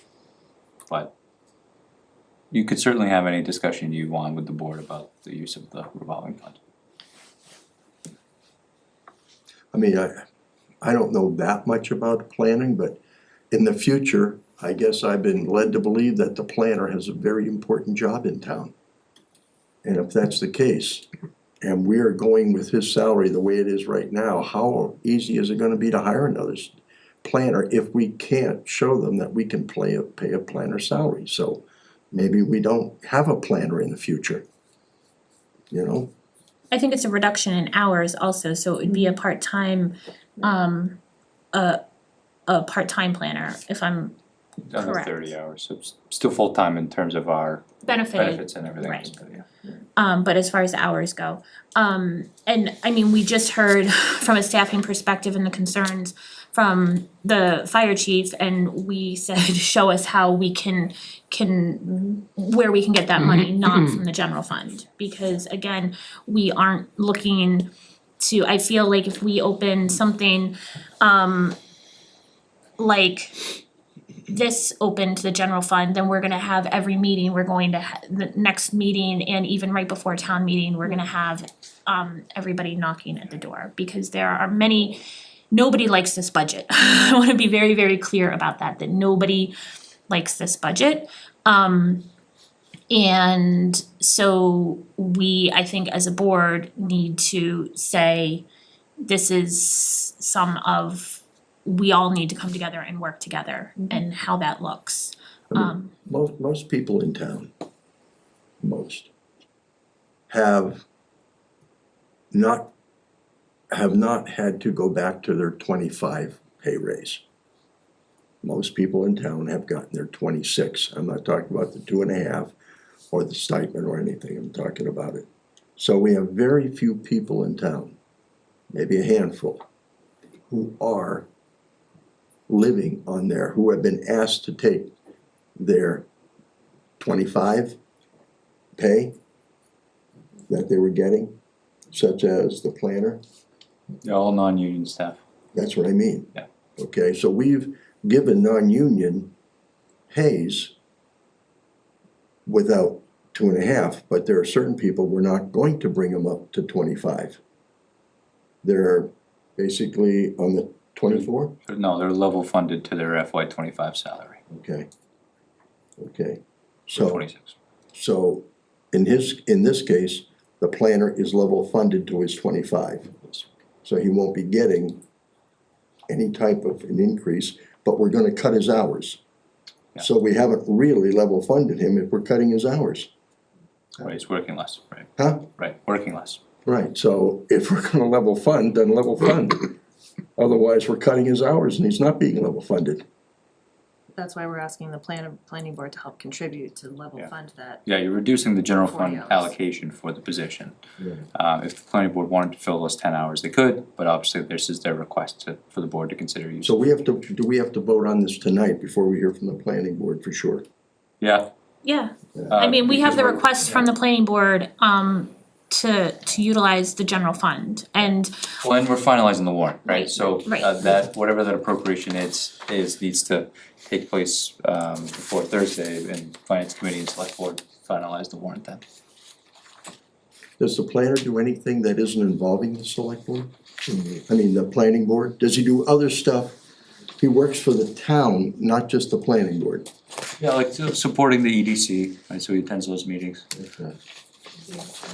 I don't know if he attends those meetings, but certainly provides some, He does support them, he helps Mike, yeah, as needed. Mr. Sullivan. Yep, and members of the community. Yep. So, And he attends the EDC as well. yep, Part of just that. said that, yep. And so I think what we're saying is that the general fund is contributing a significant portion of the salary, 30 hours, and asking the planning board from their revolving fund to utilize their revolving fund to cover that additional 10. Yeah. How many hours would he normally work? 30? 40 hour job.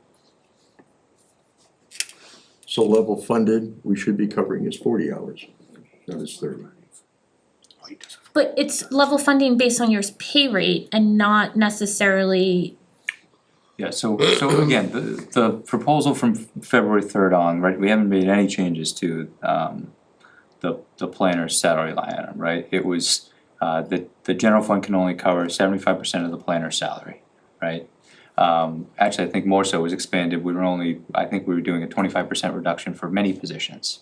And in this case, because the revolving fund is available, we didn't increase that position because the intent was to ask the planning board to make the planner whole for the 25% of his hours, if you will. and that was in the budget. But now, obviously, the correspondence back from the planning board is, hey, we don't wanna do that, can the select board fill it with free cash?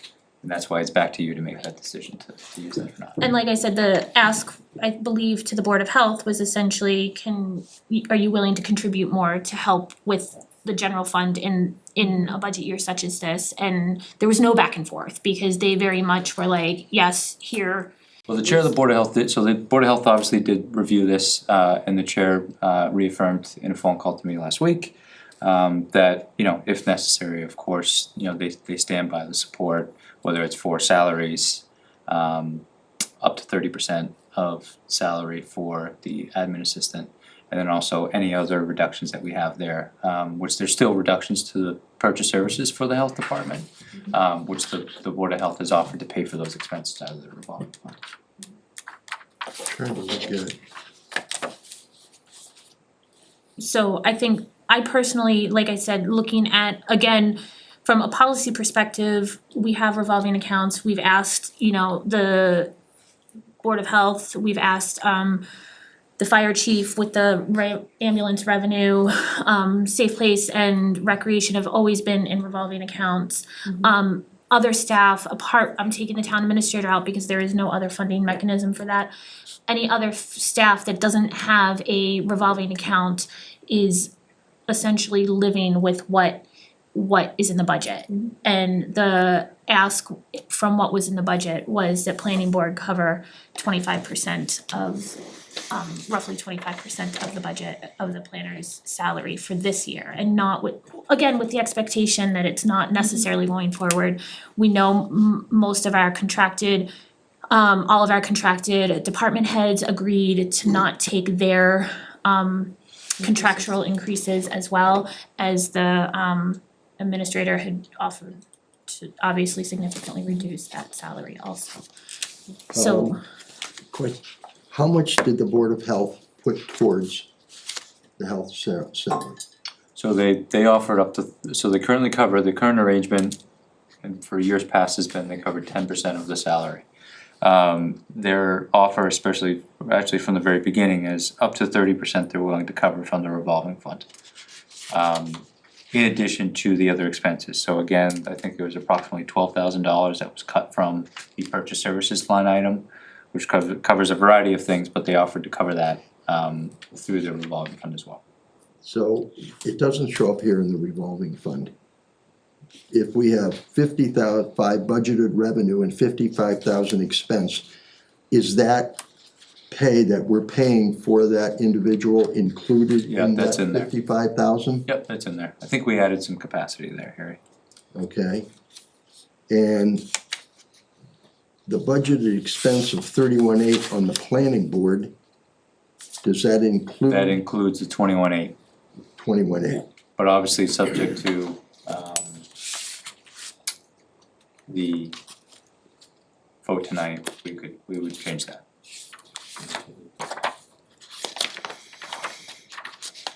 Okay. So it sounds like while we work, I don't wanna mix, so from a planning board perspective, I wanna get a sense, like I said, I think I've communicated where I stand.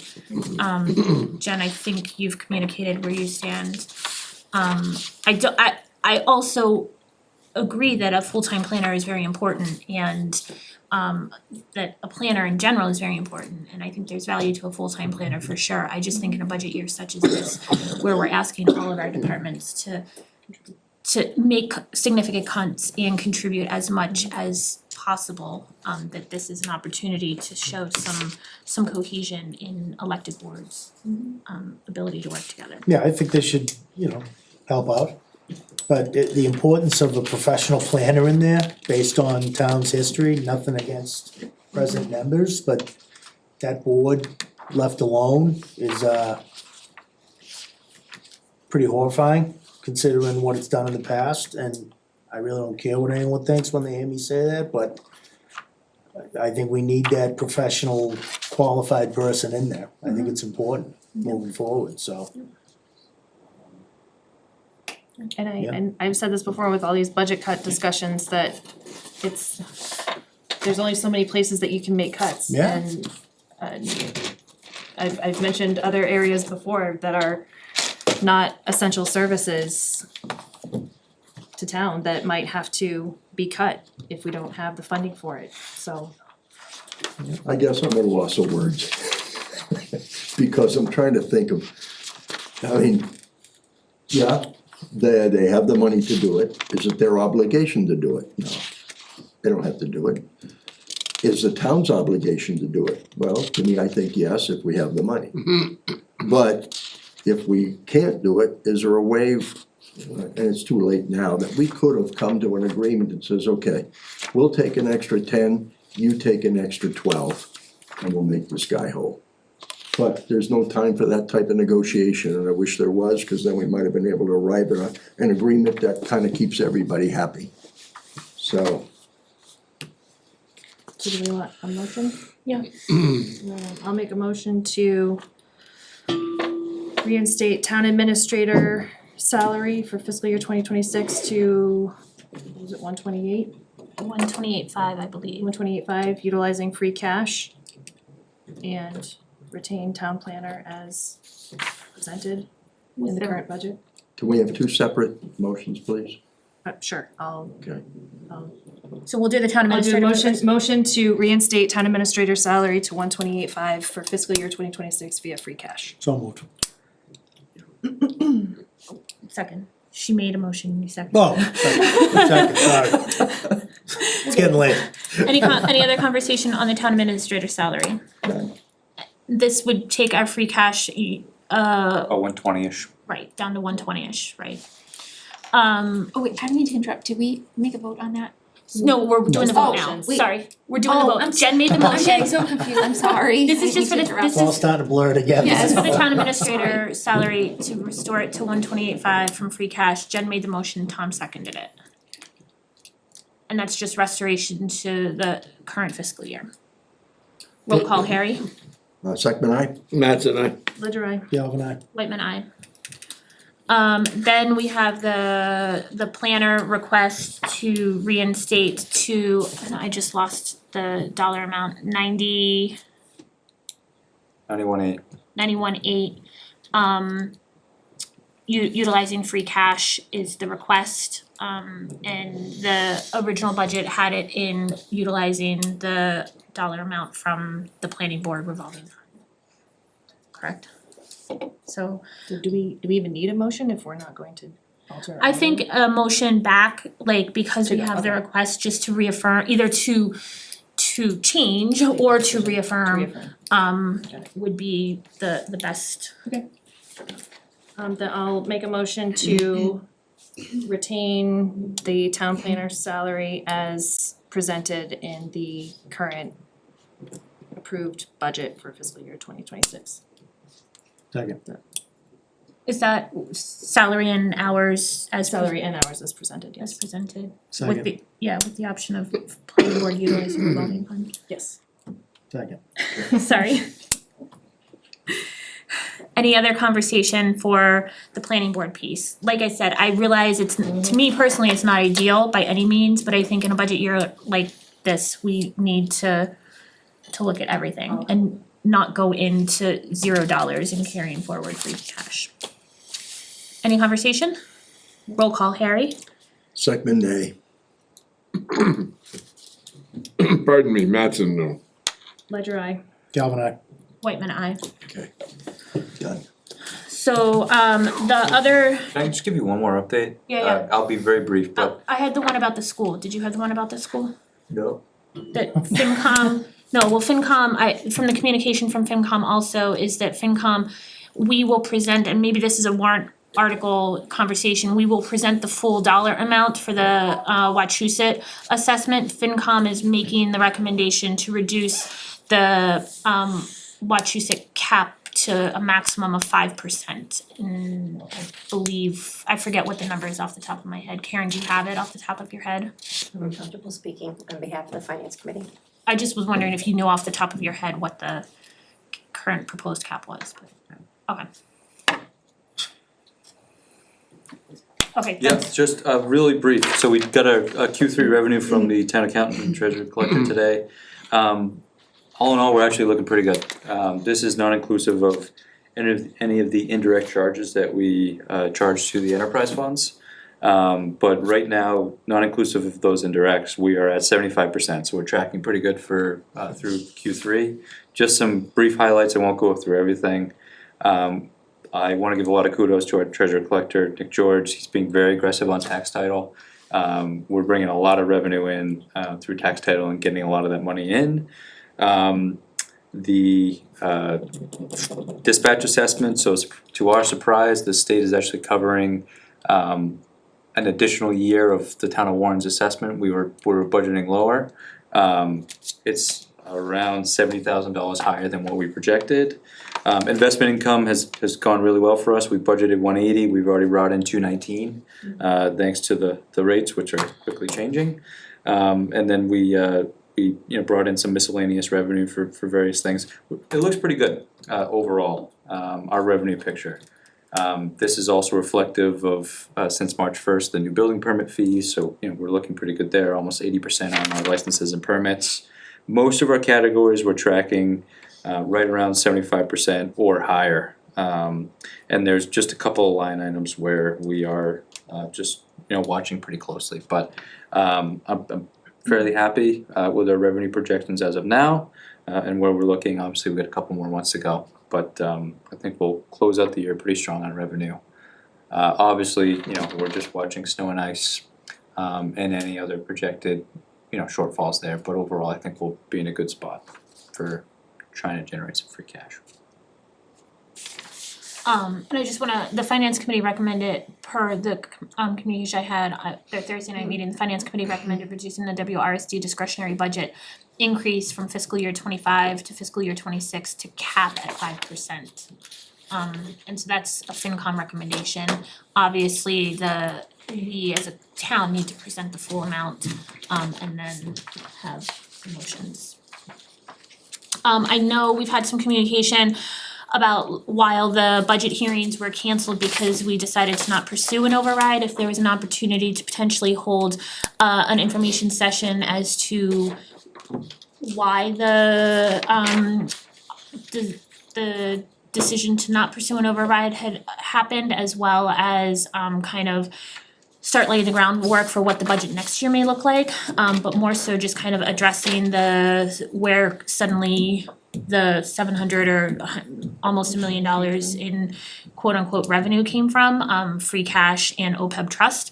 And so if the board is amenable, I would not feel comfortable asking department heads to come and speak to that because they had presented the recommended budget from the town administrator, and the department heads was obviously the override budget, and the board didn't move forward with that. So I would be willing to see if the town administrator is amenable to kind of being there to speak to the projections as far as the fiscal projections and the analysis that he has done so far, a lot of work on, but not necessarily being grilled on the policy decisions because that was a board. So I think if the board is amenable, I can look to Carrie to see if we can schedule maybe a Sunday afternoon or something, question and answer here in the library. And then maybe see if Nancy would be amenable to having a question and answer at the COA also. Obviously, it would be more just of a communication strategy than anything because the budget's presented as it is. But I can, if the board's amenable to that, I'm happy to see if Carrie is willing to schedule something.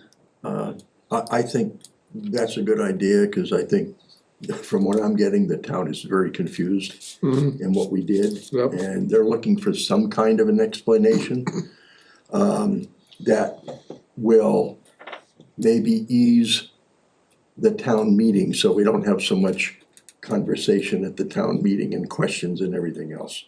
So I'm looking to keep the town meeting kind of to a minimum, if you will. And I think also, I mean, drafting a statement kind of for the start of town meeting, if the moderator is okay with us doing a statement at the start of town meeting to kind of address how this budget came to be, is of value for the town meeting attendees because they're ultimately the ones that are voting. Right. I know in the past, the budget hearings for the override were really, really well attended, and I commend FinCom and the town administrator and support staff and department heads for putting those on. That was also for an override and many weeks, and oftentimes it was the core group of the same individuals wanting to hear from all the different department heads. This is just trying to continue to get the communication out as to, it's not suddenly we found all this money, we are discarding our financial policies and fiscal kind of responsibilities and doing this to not have an override in a year of economic uncertainty. So I've heard that, and so Yeah, I appreciate you bringing it up. so I'll work with you and Nancy and see if we can find a Sunday or something, and if Nancy's amenable to some of us going over there, and then also drafting a. Yeah, I mean, a friendly, I have a coffee talk the last Friday of every month, so the 25th I'll be at the senior center if you wanna have it. Board members wanna show up, if you're available. Yeah. I think it's at 9:30 typically on Friday. So I'll be there on the 25th, and we'd be happy to. Could we get it out another way? Either Sure. sign in town or something says, you We know, could do that, yep. discussion of town budget will be held at the something or other. I mean, are you gonna be there? I'll be there.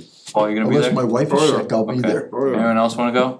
If so, we gotta post it, but just I would as post like it just to be on the safe side. I'll try to be there. Fridays are sometimes really tricky for me based on my work schedule. That's good, so I don't have to talk, no, I'm just kidding. Yeah, there were some questions that at the last one, so this will be a good opportunity for the board to. 9:30, yep. Thank you. Okay. Any other fiscal year 26 budget conversation? Those were the ones that I had. Okay, now moving on to the annual town meeting warrant. Austin and Tamika have put together a draft of the town warrant. Jen, thank you for catching the accidental omission of the special act. And I know Anita had some corrections that she had emailed back to the more in the preamble and everything kind of pieces for the town administrator. Austin, do you wanna? Yeah, I mean, I'm not gonna go through every article, that's I think the best discussion for Thursday, but I'll just quickly go through some of the changes from when we last reviewed the warrant. I think when we last reviewed, I don't know if I actually had the school maintenance stabilization fund on the warrant in the draft, but just briefly, this was a result of the finance committee's discussion to allocate resources per our maintenance agreement with the schools. This proposal would just be to establish a fund, wouldn't have any funding mechanism. The funding mechanism was recommended with the override budget, but since we're not going for an override, there would be no funds. The point would be you can put in one-time revenues, whether it's free cash or whatever, into that fund to be used exclusively for those. And then the money would stay within that stabilization fund and grow. So that's in there. The town capital budget, when we were going through the capital planning process with CIPC, there was a lot of things that were funded there. Unfortunately, due to our situation and our heavy reliance on free cash for the operating budget, there are only 3 projects included in our town capital budget. Police cruiser replacement program, we need to buy cruisers, ideally 1.5 per year, and you say 1.5. That means that we're essentially ordering one and paying for half of it in one fiscal year and just rolling, just based off of how heavily we use these vehicles. That funding was cut from the operating budget. Candidly, I'm more of the mindset that it's a capital asset and we should have it in our capital plan. So we're gonna pay for those upfront in the capital plan. The $40,000 from free cash is for the assessor's property value certification. This is a certification year for the assessor's office, so it's a comprehensive and exhaustive list that we have to maintain with Department of Revenue to recertify all the property values for FY26. So this is an agreement that we signed with Visions, who's assisting us with these services. This needs to take place, it's required by the Commonwealth, so we're proposing to fund that through free cash in the capital plan. And then one project that was recommended by CIPC was the replacement of the sidewalk machine. There was a lot of projects that were recommended by CIPC, but I had a conversation with Director Kolofsky. If we can only do one, what do you want? The sidewalk machine desperately needs to be replaced. So $180,000 from capital stabilization to pay for that project. The next article is the borrowing authorization for ambulance replacement. It's a 2013 ambulance, 223,000 miles, 5,500 hours of operation. It's in need of replacement, not now, but I think the proposal will be to start funding it in FY28 or FY29. But we need the authorization, the borrowing authorization, so we can order the ambulance. So this wouldn't hit the books until a few fiscal years from now. Which then at that point, the town, if they wanted to exclude it, could go to a debt exclusion vote. We're not proposing to do that now, just get the authorization done so you can order the ambulance.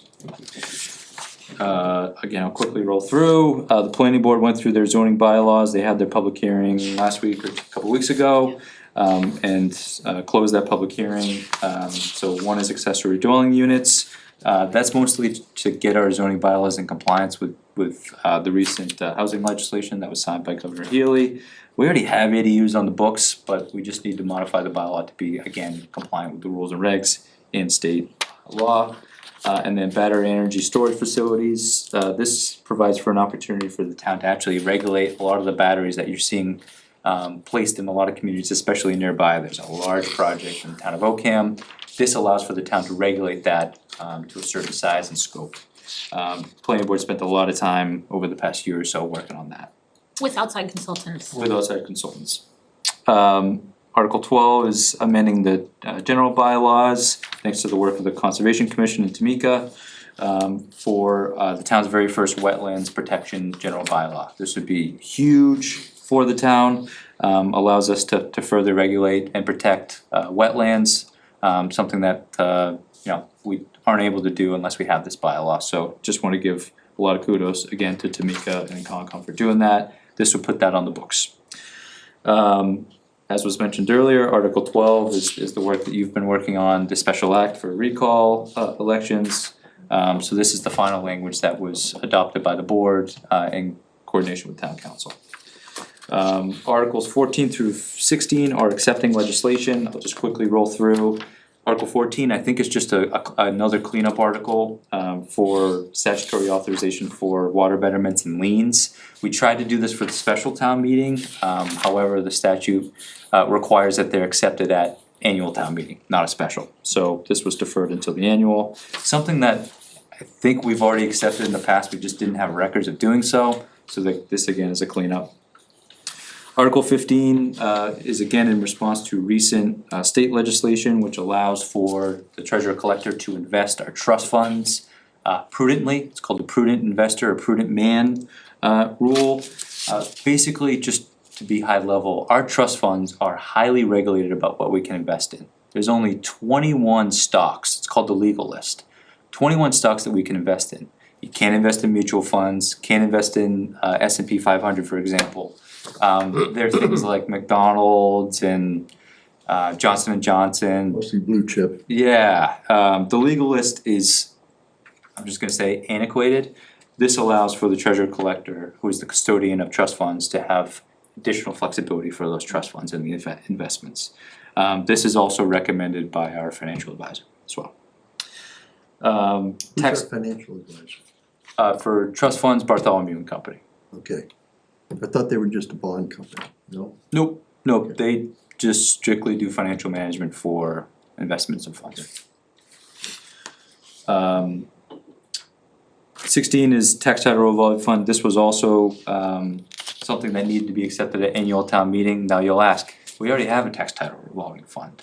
Again, this is one that we believe we've accepted in the past to establish the fund. Again, we just didn't have records of doing so. So this allows us to have on the books accepting the legislation for our revolving fund for tax title.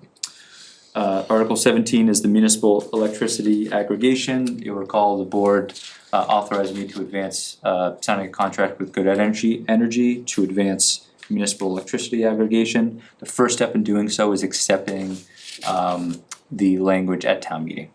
So this allows us to kind of kickstart that process. The next step after this would be development of our energy plan, which would be developed with the consultants. Article 19 is affirming a home rule petition from 2020. The special town meeting in December of 2020 advanced a home rule petition for former police detective John Sanji, declaring a line of duty death. In the Commonwealth of Massachusetts, they do not declare COVID-19 deaths as line of duty. So because it's been, I think, 2 legislative sessions since then, Senator Durant asked if we could affirm this home rule petition, essentially just vote on it again, send it back as a clean copy so they could refile it for Joanne Sanji. And then just quickly, we received 2 citizens petitions, Articles 28 and 29, renaming Wachusett Road. This is board action, so this was not placed in the special town meeting, so this will be kind of a consensus of the meeting. This is still something that needs to go through the board, but it's filed, so we have to place it. Same thing with Article 29, a petition to petition for the state legislature for a home rule exemption to the Massachusetts fluoridation, I don't know how you pronounce that law. You've seen a lot of this at the federal level. I think HHS has called for the removal of fluoride in public water systems. So this is, I think, in response to that, so. Oh, sorry, so that was a high level overview. Obviously, there's some changes that need to take place in terms of some of the budget articles, as well as some language cleanup that needs to happen. But happy to answer any questions the board may have. Or if you have questions that I don't have an answer, obviously I can have those for Thursday as well. Austin, I just wanna point out, that Article 18 is to establish a capital stabilization fund request through WRSD entirely, whereas, oh, you did that now. Whereas the previous one earlier, and I'm looking for the number, is the one that would be the school maintenance fund that would be town controlled. I don't know if we wanna consider moving the WRSD one just with the, I guess it doesn't much matter because we try to keep all the budget items kind of together. But near establishing I think Article 5 is establish a school maintenance stabilization fund. If we wanted to consider kind of putting Wanna move it? those two just as establishing funds, as well as, again, I realize it's accepting MGL, but establishing the revolving fund also. Do you wanna move it after the school maintenance fund, so that Yeah, I mean, happens in Article 6? yeah, I'm just trying to think,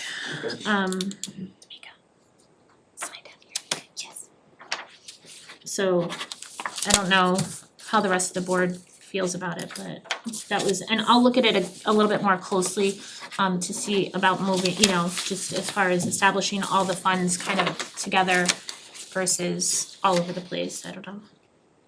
I don't mind changing the placement. Can you just for my own knowledge, again, for the Wachusett one, is the school committee or the district going to recommend a certain amount to be put in there on an annual basis, or is it up to the town to? So this would go through their budgeting process. So I believe they're working on a policy for the funding mechanism. So for example, I know that there's some districts that have any unexpended capital projects, the balance is automatically deposited into capital stabilization. I believe they're still working on that policy. I don't think they've finalized that. Right now, it's just establishing it. They haven't formalized how they plan on funding it. And there's no funding recommendation in their budget for this year. Please correct me if I'm wrong there. Is this for Rutland though? This would be for the district, so they would establish their own stabilization fund This for the would be funding of district assets. Yeah, I was gonna say for district assets, so the biggest example that I know that they've been using is the failure of the auto body floor at the high school in the fall. Yep. Something like this would have been utilized in that case, or there's been some significant failures at the ECC with heating and HVAC. And those are the two district assets that I'm not sure if they've talked about considering kind of how we as municipalities, and I'm not sure if they're able to allocate a certain percent of their E&D funds to it also, similar to how we do.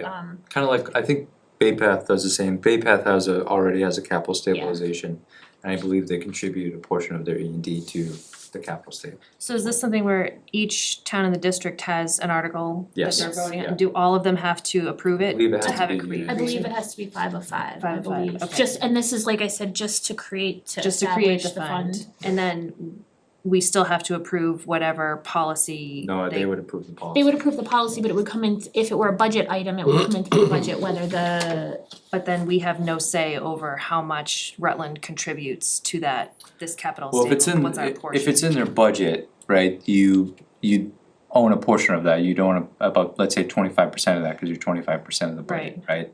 But no, the select board does not control school committee policy, so. Yeah, I see where you're going, that's I'm a just- big concern of mine. Yeah, because something like they could just, Yeah, they could as propose an $5 example, million. decide we're Right. gonna 5 million to replace another athletic field and Yeah.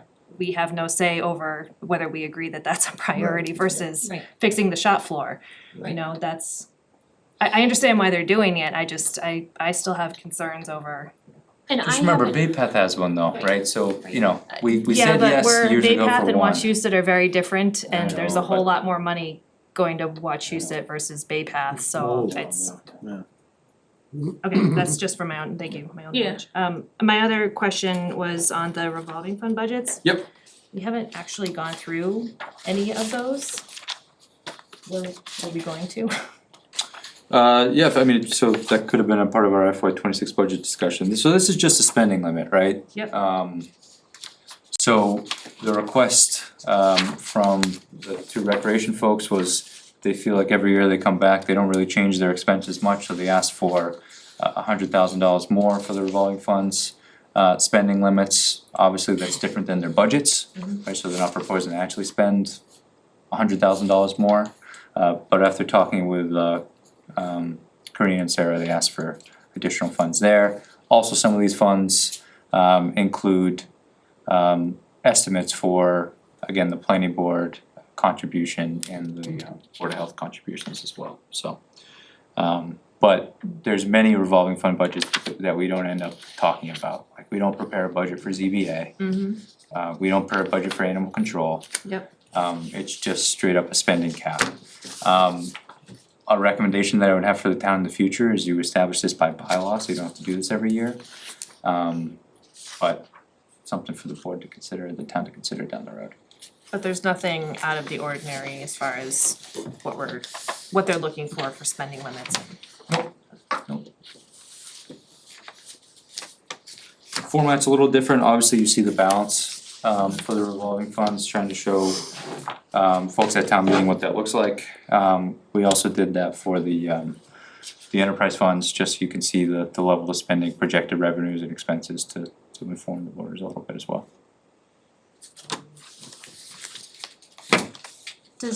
And so this is obviously the conversation, more in-depth conversation on Thursday, but with the adjusted kind of numbers based on our votes tonight with the budget and everything. But does anybody else have any questions or anything for this?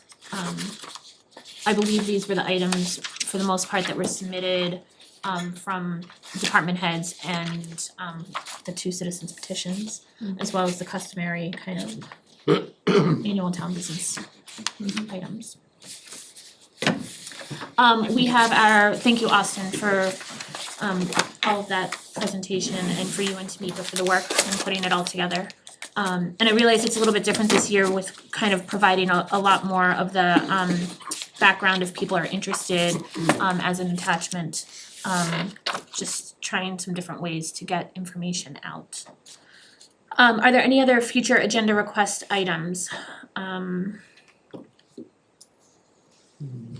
I believe we have one more meeting before the April, or before the, one more regular scheduled meeting before the election. So hearing none, of course, if you have any, by all means, reach out to me, Tamika, Austin, and we will add it to the list.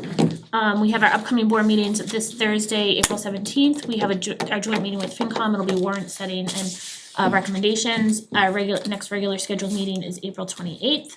And then we will meet before the annual town meeting, which is May 10th. I believe we'll probably, depending how things are looking, most likely post for 5:30 as usual, just if there's any odds and ends or anything. Annual town meeting is May 10th at 6 p.m. At the Glenwood Elementary School. I believe check-in will begin at 5:15, I believe. Do we wanna mention anything about a candidates meeting? I don't know anything about it. So if there is no other business before the board, I would entertain a motion to adjourn. So moved. Second. Roll call, Harry. Second, aye. That's a nice. Aye. Whitman, aye, 8:45. It just turned, right as I said aye.